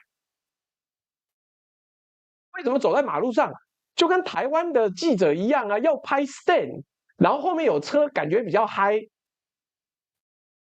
对呀、啊，你看，因为他这样搞，基本上就违规。然后你靠背说你妈乱停车，被人家检举，说什么没有人敢穿越马路，因为这里所有的摄影机都会人脸辨识啊！干，你就问你外国人，你了不起哦？中国网友直接把它做成对比影片配字幕，这个还给我搞了一个很奇怪的音乐，说你们不是在拍监控恐怖吗？结果自己也被抓包，你自己也违法，在繁忙的路口中间架机拍摄啊！热门的评论是什么？中国网友清风徐来说，在中国你违停2分钟都逃不过，但在美国你杀人放火都能够假释哦。中国的网友熊猫不胖说：“欢迎来到真实的中国，规则面前人人平等。”人人平等，对呀、啊，摄影师还倒走，因为他一定倒着走嘛。然后这个梗瞬间就变成跨文化喜剧现场版。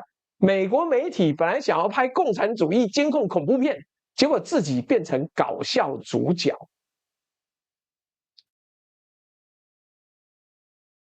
好了，但是我们也不要笑那个 Brett Baier， 因为他后来也是，好歹他也去拍了，他后来。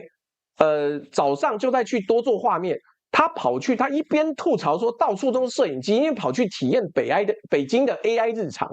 早上呢，他去找了一个机器人 Coffee Bar，叫他做了一个 Americano， 一脸新奇的说：“哇，咖啡都能够机器人做了。”后来他又跑去类似全家的那个便利商店，跟人形机器人店员点烤肠。北京的网友，那你们的那个全家便利商店可以跟机器人点烤肠吗？是吗？新闻写错还是什么东西？新闻写错还是什么？搞不清楚哎。好啦，那机器人直接扫码收8.8元人民币完成订单。他把这一段影片上传到 X 之后，美国网友笑翻说：“他刚还在哭监控，好可怜，共产党现在跟机器人聊天像小朋友一样，妈搞错了，不知道上海没有嘛，对不对？广州没见过，那奇怪，那到底是为什么北京有啊？”好啦，那完美展现了这一趟，其实我们从细节看到的东西才真正最精密。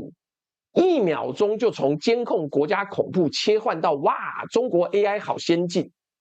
然后前面我们讲嘛，那个李斌啊都不眨眼。你看这4个画面的逻辑是什么？美国人看中国永远在恐惧跟惊叹之间摆荡，从来没有中间值。看到摄影机，恐惧 ，Big Brother is watching you。看到机器人咖啡，哇，中国 AI 好先进。看到仪仗兵李斌不眨眼，说惊叹纪律太强了。看到自己的司机被罚款，恐惧欧威尔世界呀、看这到底是怎么样？而中国正好想要营造这个效果，让美国人在中国好可怕跟中国好厉害之间反复切换。一定会有人讲说，这算什么战略？不对，这是完整的气氛战略。中方最希望的对外形象是：第一，不可预测 （unpredictable）， 让你不敢挑衅；第二，纪律严明 （well disciplined）， 让你尊敬；第三，high technology， 高科技先进，让你眼红；第四，规则清晰 （with clear rule and regulation）， 让你不敢违规。Brett Baer 的反应呢，刚好完整覆盖了4点。他害怕监控，惊叹了这个，因为监控不可预测，妈怎么坐在那边就被发罚单什么东西？还有赞叹机器人咖啡，他一个人完整演出了这样子的对外形象，而且最妙的是，福斯反中，他没有人对外指导，他真的就是一个美国记者到了北京，自己看到什么就惊呼什么，当然每一个惊呼正好对应了北京想要的讯号，这就是真正高明的软实力，让对手主动帮你宣传，而且他们还以为自己在独立思考。各位，这对台湾有什么启示？台湾对中国的反应呢，比 Brett Baer 更糟。台湾社会对中国的反应就是惊叹加羡慕加疑虑加依赖，而且我们在自己之中找敌人。当你觉得中方是你最大的敌人的时候，结果你做的第一个选择不是对抗对方，是在你的国家里面挑出来说：“干，这个人是吗？通共，这个人用小红书真可恶，这个人怎么样怎么样，该死，你该死，我该死。”那搞什么？中国的软实力不是用大喊中国强大做出来的，它是用机器人咖啡，它的礼宾不眨眼，罚单$40做出来的，是用一个一个的生活细节累积成一整个世界观。而我们的世界观是什么？全台北市都是老鼠，选民不懂得欣赏沈伯洋。沈伯洋全世界最帅，他好像木村拓哉，好像车太铉，好像这个明星那个明星，好像张孝全。你把选民当白痴，我们就知道你是白痴。你只用意识对抗，你就不会有好的结果。顺便讲一下各位，老共那边永远都会有一些细微的细节。你知道有没有人知道这一次？那个川普来临前夕，谢谢 Eric 廖叫我喝个水。中关村顶好店有机器人在烤肠啊！哎呦，这么好，我下次也要去看看。叮叮叮，谢谢你抖内15元。有没有人要猜一下？你猜猜看，川普要来拜访的时候呢，到底央视播了什么电影？因为通常你可以从央视播的电影看出来，他想要传递什么讯号。来，坏掉龙9说 Intel CPU 有一个温度墙，90度开始会因为过热降频造成功能出状况。尤其老朱的电脑进的是13代 i9，在这么高负载情况下，一定得有散热垫，而且孔位最好要大致对应笔电低壳，也就是笔电最下方那块散热孔。风扇也不能用太小的款式，我已经买了，各位，我已经买了，但是就是没到。好，坏掉龙9说带超哥斗内，我们来算算对美贸易顺差这个问题。2025年中国大陆2804亿，台湾1468亿，大陆人均赚$200，台湾是6382美金。如果我是大陆的拉比游说人，我会对美国佬说，台湾人赚你们钱是我们31倍，你先搞台湾，他们有钱，合理。哎，有没有人知道是播什么片？什么霍比特人珍珠港嘞？哦，不是基线烤肠，是它可以递给你是。对，功夫熊猫就是这样。老共放功夫熊猫，而且功夫熊猫第3集说是中美第一次合作，不是800啦，干。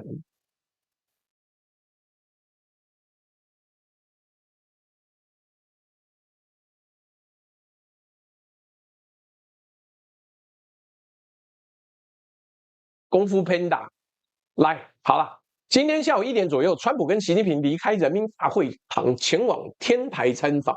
但是我这时候想到的是我们的赖校长，希望校长一切平安，政功康泰。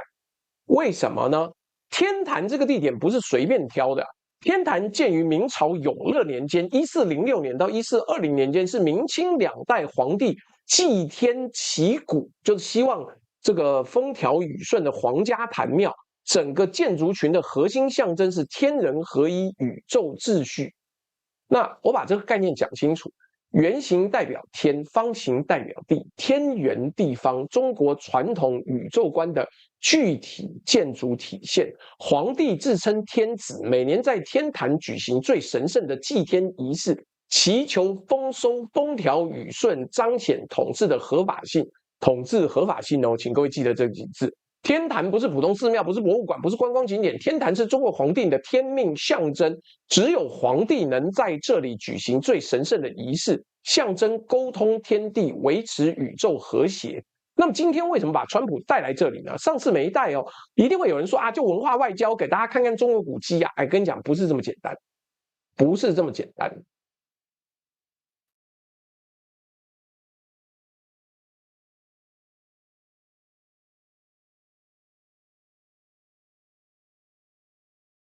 啊，于大为就不是一个咖呀，随便啊。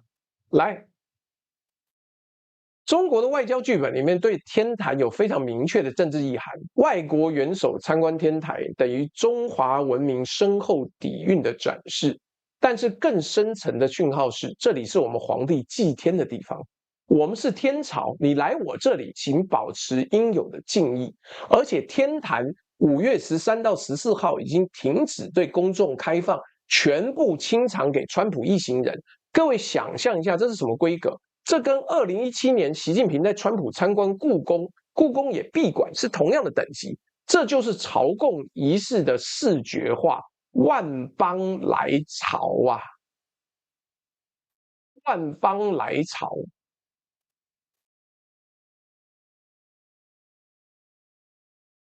是政治上的朝贡，当代外交当然不会这么搞，但是心理上、象征上的位阶展示。更妙的是，现场发生了一个美国特勤想要带武器进去被挡住的一个状况，僵持了半小时。也就是第一个，我们把这2件事情并在一起看。第一个，川普被带到中国皇帝祭天的最神圣场所；第二个，川普的随身武力被解除在这个场所的门外。这就是位阶仪式的完美演出啊！武将带刀不上朝，不入宫门，是这个意思吗？中国的官媒视角说什么天坛外交千年古韵，大国对话，中华文明深厚底蕴，以对话代替对抗，共促世界和平发展，历史跟现代交汇的时刻。纽约时报的视角在同一天哦，纽约时报是怎么写的？中国越来越不把自己描绘成一个试图追赶西方的衰落文明，而是定位为一个即将超越西方的超级大国。东升西降的世界观呢，被川普第二任期的混乱无意中印证了。那他的文章的标题叫做"感谢川普，美国政治衰弱的加速器"。各位，这就两个世界啊！中方现在从文化象征上重新建立了天朝的位阶，《纽约时报》从学术分析上印证了美国的衰落，双方都拿川习会当证据啊。更值得注意的细节是，今天下午，是昨天下午还是前天下午，央视电影频道突然播出《功夫熊猫3》，还记得这部电影吗？这是中美首部合拍的动画。为什么今天突然播？因为要替川习会暖场。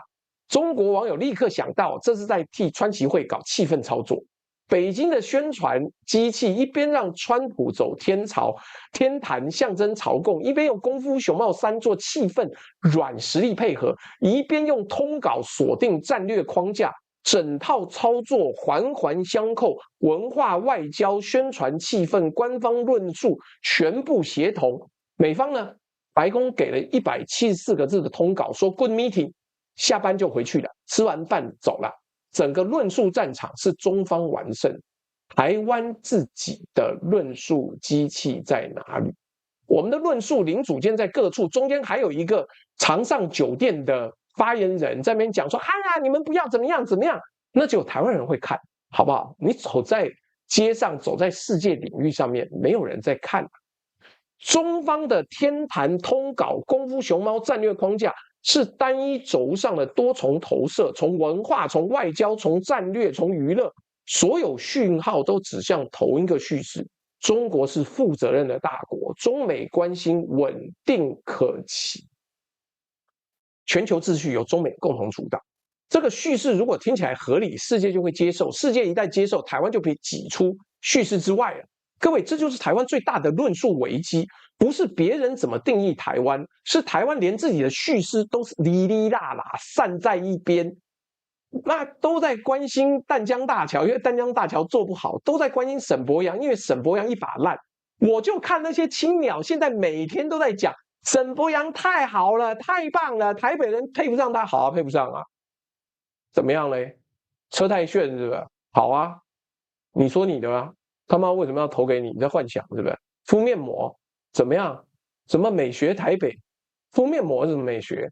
你在骗我是吧？我不知道干这是到底干什么？好了，先不管，先不管。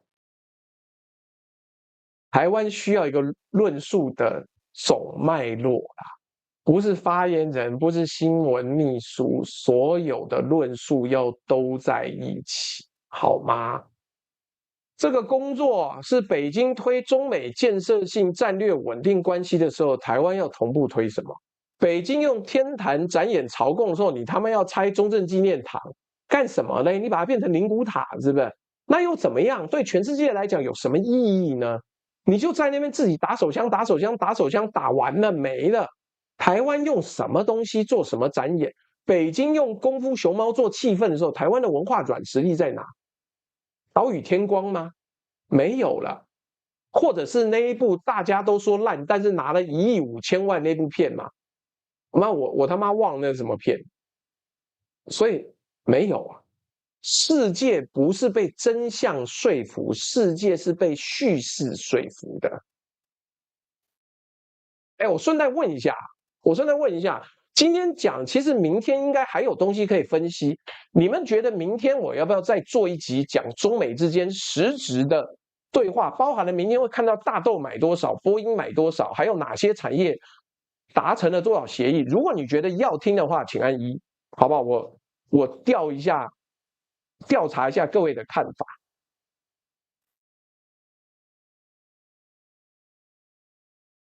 如果觉得你们还想再看第3集的话，我就再做一集啊，请按1好吗？看一下，我一边看，我一边告诉各位，《纽约时报》也出了一个叫"中等国家避嫌海啸"。经快要结束了，已经快要结束了。什么啤酒说朱大内容比阿亮有趣多了，看我花很多时间准备好不好？妈，我准备时间保证比郭正亮多很多啊！老郭就是这个闲闲的晚上讲2小时，然后不去尿尿，干。然后来，我们要讲了。好了，坏掉的纪元说新闻绝对听不到这么多，所以多讲一点。因为我闲的没事干，因为我整天都在做研究。我从 BBC 看到 CNN， 看到纽约时报，看到华尔街日报，看到金融时报，看到人民日报，看到台湾的中国时报，看到啊等等，总之很多人看呐、对啊，秦明说郭正亮不去尿尿，真的是很厉害了。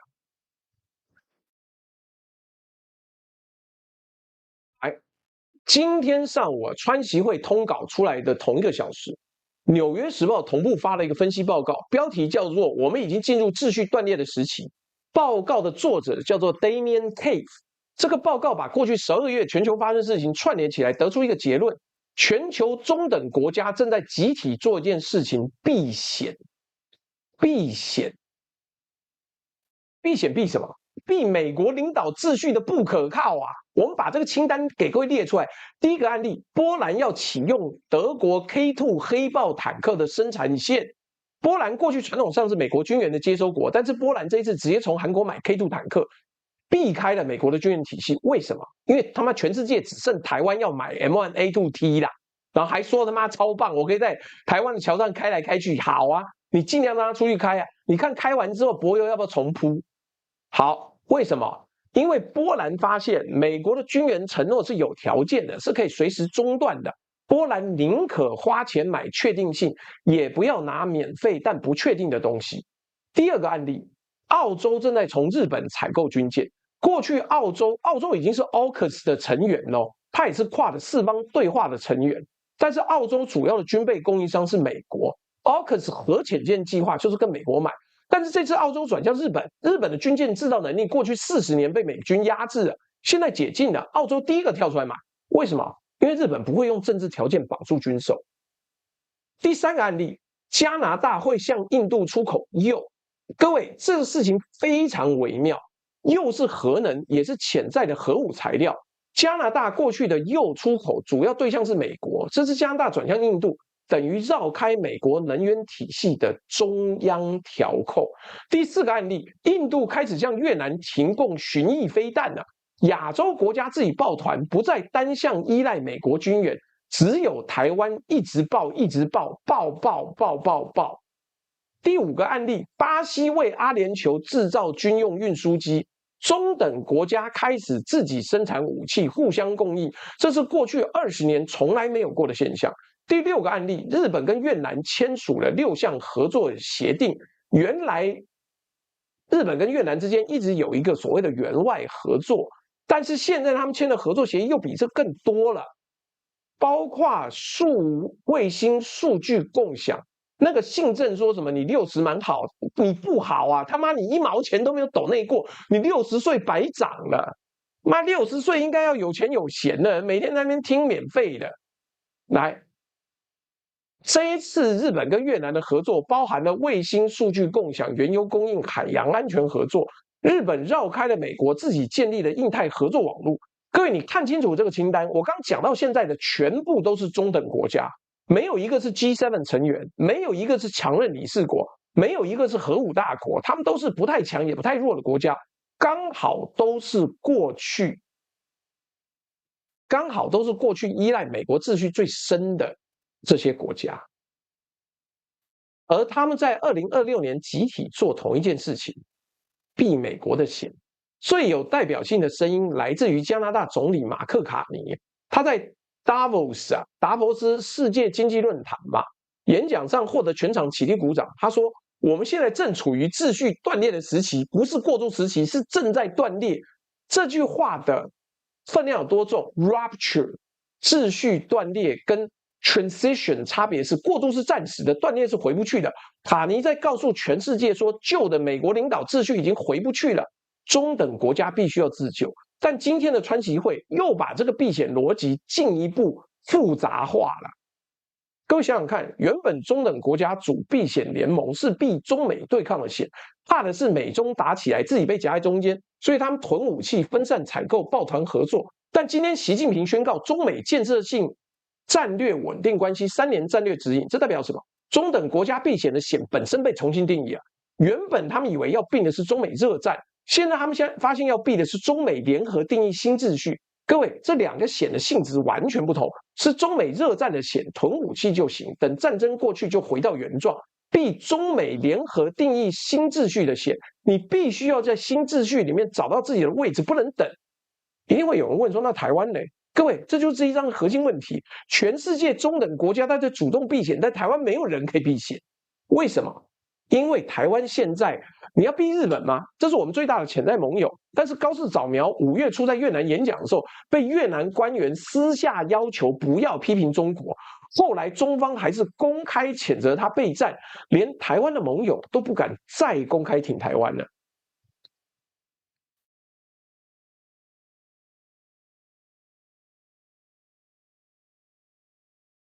韩国呢？韩国对美国军事部署调整表示无奈，连抗议都不敢，对台湾议题完全不碰。印度要处理自己的中印边境问题，没空管台海。你的印度劳工答应了人家又不让来，那搞屁呀！来，越南呢？越南是 CPTPP 的成员哦，跟我们这样讲，他跟中国经贸绑很紧啊，更不敢动，连帮台湾讲一句话的空间都没有。菲律宾呢？菲律宾自己跟中国在南海打架打不过来，台湾已经是他的次要议题了。全世界都在避险，只有台湾没有避险。那台湾完蛋了吗？不是，你不能等别人来保护自己，你要主动成为避险网络的一员了。你他妈还去到处开战，还到处谴责，还妈跟南非交坏，还跑去史瓦蒂尼，这些小国家根本都不算什么。你为了一次出法，你坏了你所有大量的可能机会。中等国家避险网络的逻辑不是等大国来保护，是要彼此编织小规模的具体合作。波兰没有等美国，自己找韩国；澳洲没等美国，自己找日本；印度没等美国，自己找越南。台湾可以找谁呢？也许有日本，也许有韩国，这个以后我再深入讲。也许有越南、菲律宾、印度小规模具体的合作。更重要的是，你要主动接触印度、波兰、加拿大这些秩序断裂时期最积极的避险国家，也许有台日，也许有合作，台越合作有，台印合作有规模太小，你要有一个整体战略。主动的避险者正在为自己编织未来，而被动的等待者正在被未来决定命运。台湾现在扎扎实实的就是被动等待者，而且我们还不能讲，我们一讲就说你亲中投共，哎呦，你怎么那么爱中国？你活该，你去对岸好了，你不要来台湾。操你妈，读书有罪是不是？看得懂国际局势有罪吗？看国际新闻有罪是不是？就像你们在那边说，哦，我的沈伯洋好帅，我沈伯洋好帅，好棒哦，棒棒棒棒棒棒，就简直是一个超级大帅哥，干你啊妈！你以为选美是不是？北七嘞，哎。好了，也就是这个问题是整个台湾要回答的。来，我跟你讲，所以我说今天中美之间的会谈呢，川习会真正的事情要看接下来3年。我们把2份通稿并列起来看，所以台湾最重要的讯号有4个。第一个讯号，白宫通稿0，完全没提到台湾。第二个讯号，中方通稿单方面宣告中美建设性战略稳定关系3年战略指引。第3个讯号，中方通稿把台湾定义为中美关系中最重要的问题。第4个讯号，台独跟台海和平水火不容，这个新的句子出现了。4个讯号合起来告诉台湾一件事情：3年的战略窗口已经开始倒数，不是可能会，不是也许会，是已经开始。从今天上午10点，川普跟习近平在人民大会堂东大厅完成会谈那一刻起，这个倒数就启动了。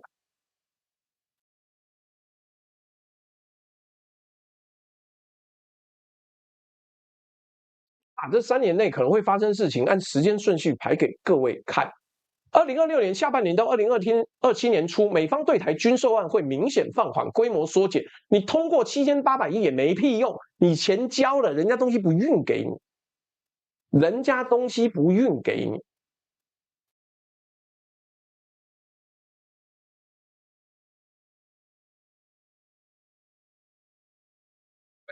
北京对台军机扰台，海警船会进入12海里的频率提高，但程度可控。中方会频繁引用2025年5月14日中美共识作为对台施压的正当性。台湾国防预算 GDP 占比的争议会被扩大，军购无用论，和平已成的认知作战会被加强。2027年解放军建军100周年，北京可能建军纪念搞大型军演，环台军演升级版。对台的政治施压会进入新阶段，可能会推两岸和平倡议，逼台湾表态。美方因为2028年大选临近，会避免在台湾议题上制造麻烦。2028年美国大选跟台湾大选，美国大选会吸走华府所有的注意力，台湾立法院的多党格局可能延续或加剧，分裂会加剧的，多党我觉得不会加剧的，因为民众党它就没有了啦，这怎么生存下去？北京会在这个关键年份精算对台的节奏。2029年新的框架到期，但可能延长，新一轮的中美战略对话会启动。北京会推中美建设性战略稳定关系 2.0 的版本，台湾命运关键就在2029年。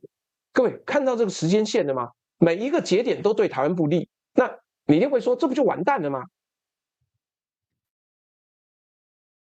宿命是可以改变的，但是改变的关键是我们要用大脑，我们不能再让青鸟这种愚蠢的极端派统治台湾了。明明发芽马铃薯不能吃，他跟你说不但要吃，而且好好吃。明明台湾的很多政策在倒退，他跟你讲没有，我们是举世滔滔的幸福之地。明明台湾所有东西重压台积电不对，但他跟你讲说赞。来，你要看几个指标啦。你接下来6个月到2年要看什么？第一个，对台军售案节奏，看军售案频率有没有放缓，看军售包的金额有没有缩减，看敏感系统、潜舰零件 F-16V 的增购，海马斯有没有被卡。第二，美方的措辞有没有微妙的变化？过去美方常常用的什么坚实承诺、岩石般坚定 （rock solid） 这些字眼，如果开始消失是讯号。过去美方常用的重申台湾关系法，如果在某次峰会通稿后消失，也是讯号。还有 One China Policy， 如果前面没有我们长期以来的 One China Policy 这个修饰，如果消失也是讯号。指标3是解放军跟中国海警警巡的频率，从每周1次会不会扩张到每天1次？海警船进入12里的时间长度，军机越过海峡中线的编组规模。指标4，现在台湾的媒体状况到底是什么？来，你每一个都要盯紧。所以台湾社会该做什么？我觉得很无奈啊，我觉得能做的是有限。我给各位的建议是：第一个，认清楚自己的立场。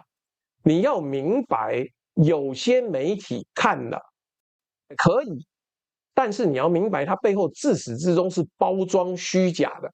譬如说，你如果看了绿营媒体，你就真以为黄仁勋去那边是代表台湾讲话的，放你妈的屁！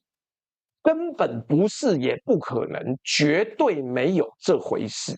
但是你以为是这样的时候，你就觉得黄仁勋帮我们讲话好棒棒。没有，黄仁勋就是你的客户而已，他是跟你台积电下单的客户，他根本没有理由，也没有必要帮你讲话。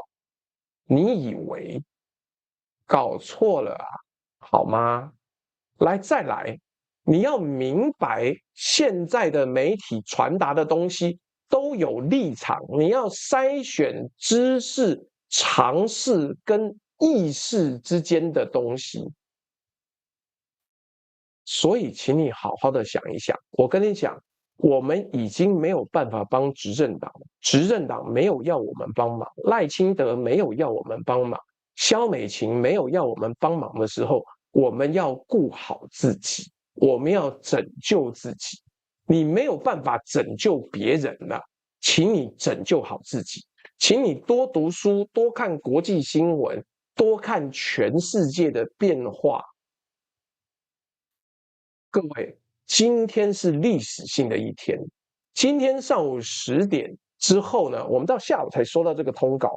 白宫版174字里面一个字都没有提到台湾，中方版宣告3年战略指引开始，把台湾定义为最重要的问题。今天不是普通的一天，历史回头看起来，今天是3年战略倒数的开始。我们最后要强调的是，昨天我说我们以为命运在元首的手上，其实命运在副手的桌上，而台湾连椅子都没有。今天我们再把这一句话再拉高一点。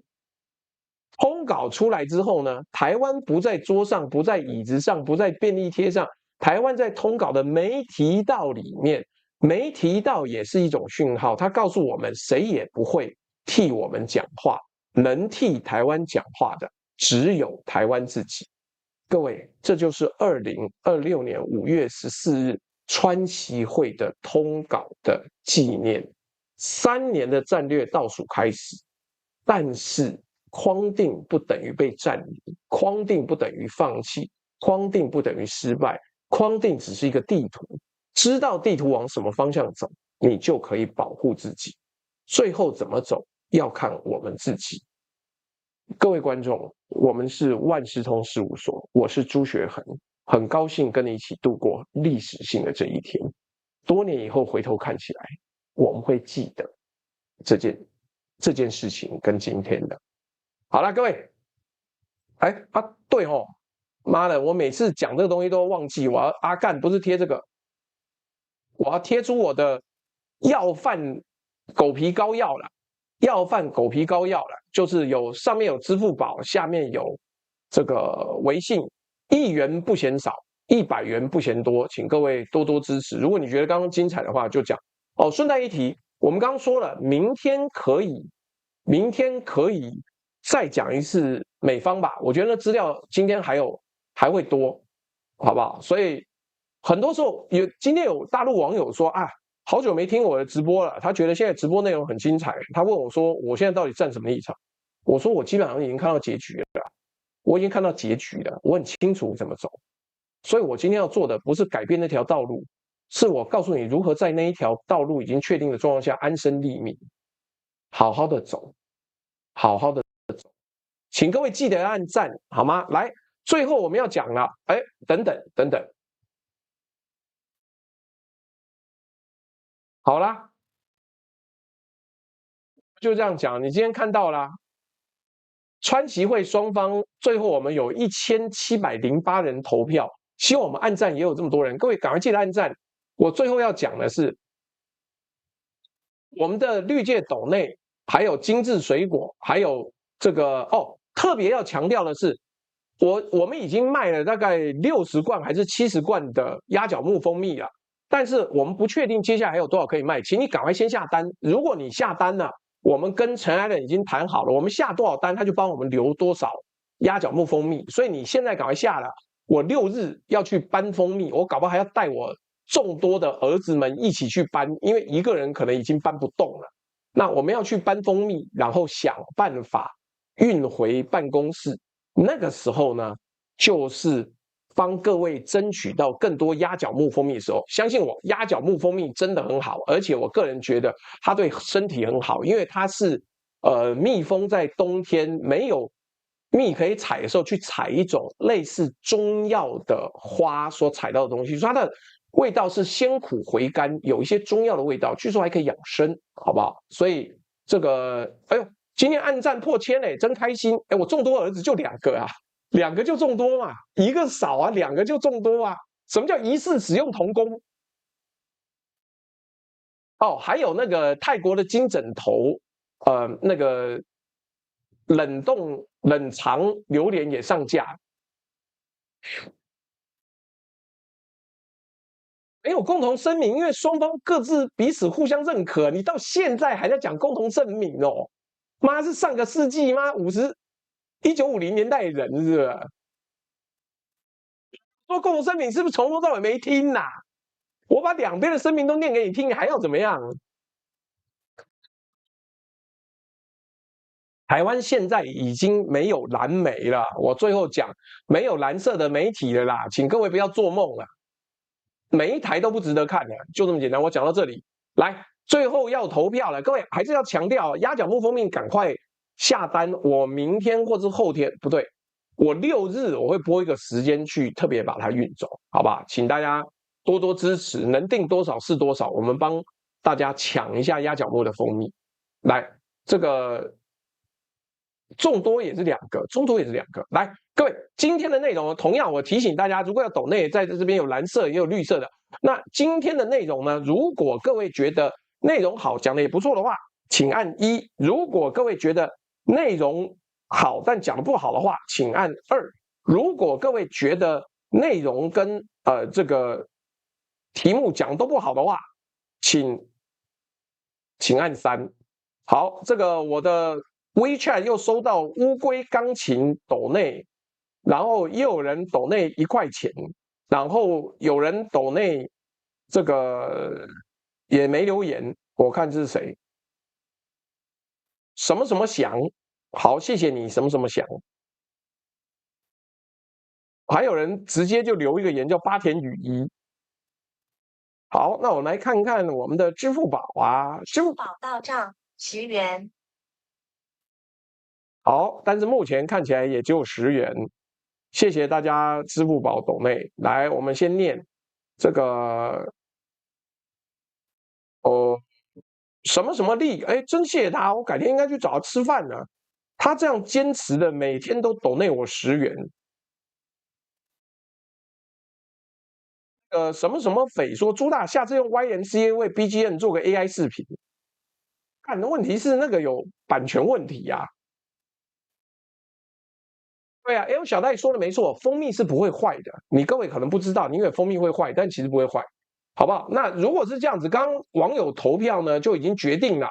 那明日我们就再把今天的中美会谈做最后一集的收尾，全部分析完，炸到干为止，好不好？炸到干为止。所以我们现在站在历史的转捩点，请各位跟我一起珍惜这个转捩点。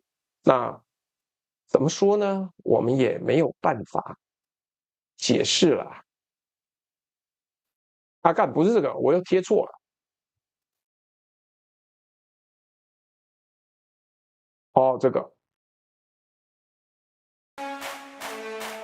好了，我们最后的画面呢，就是在川普自己剪出来的30秒内容，就这样子说拜拜。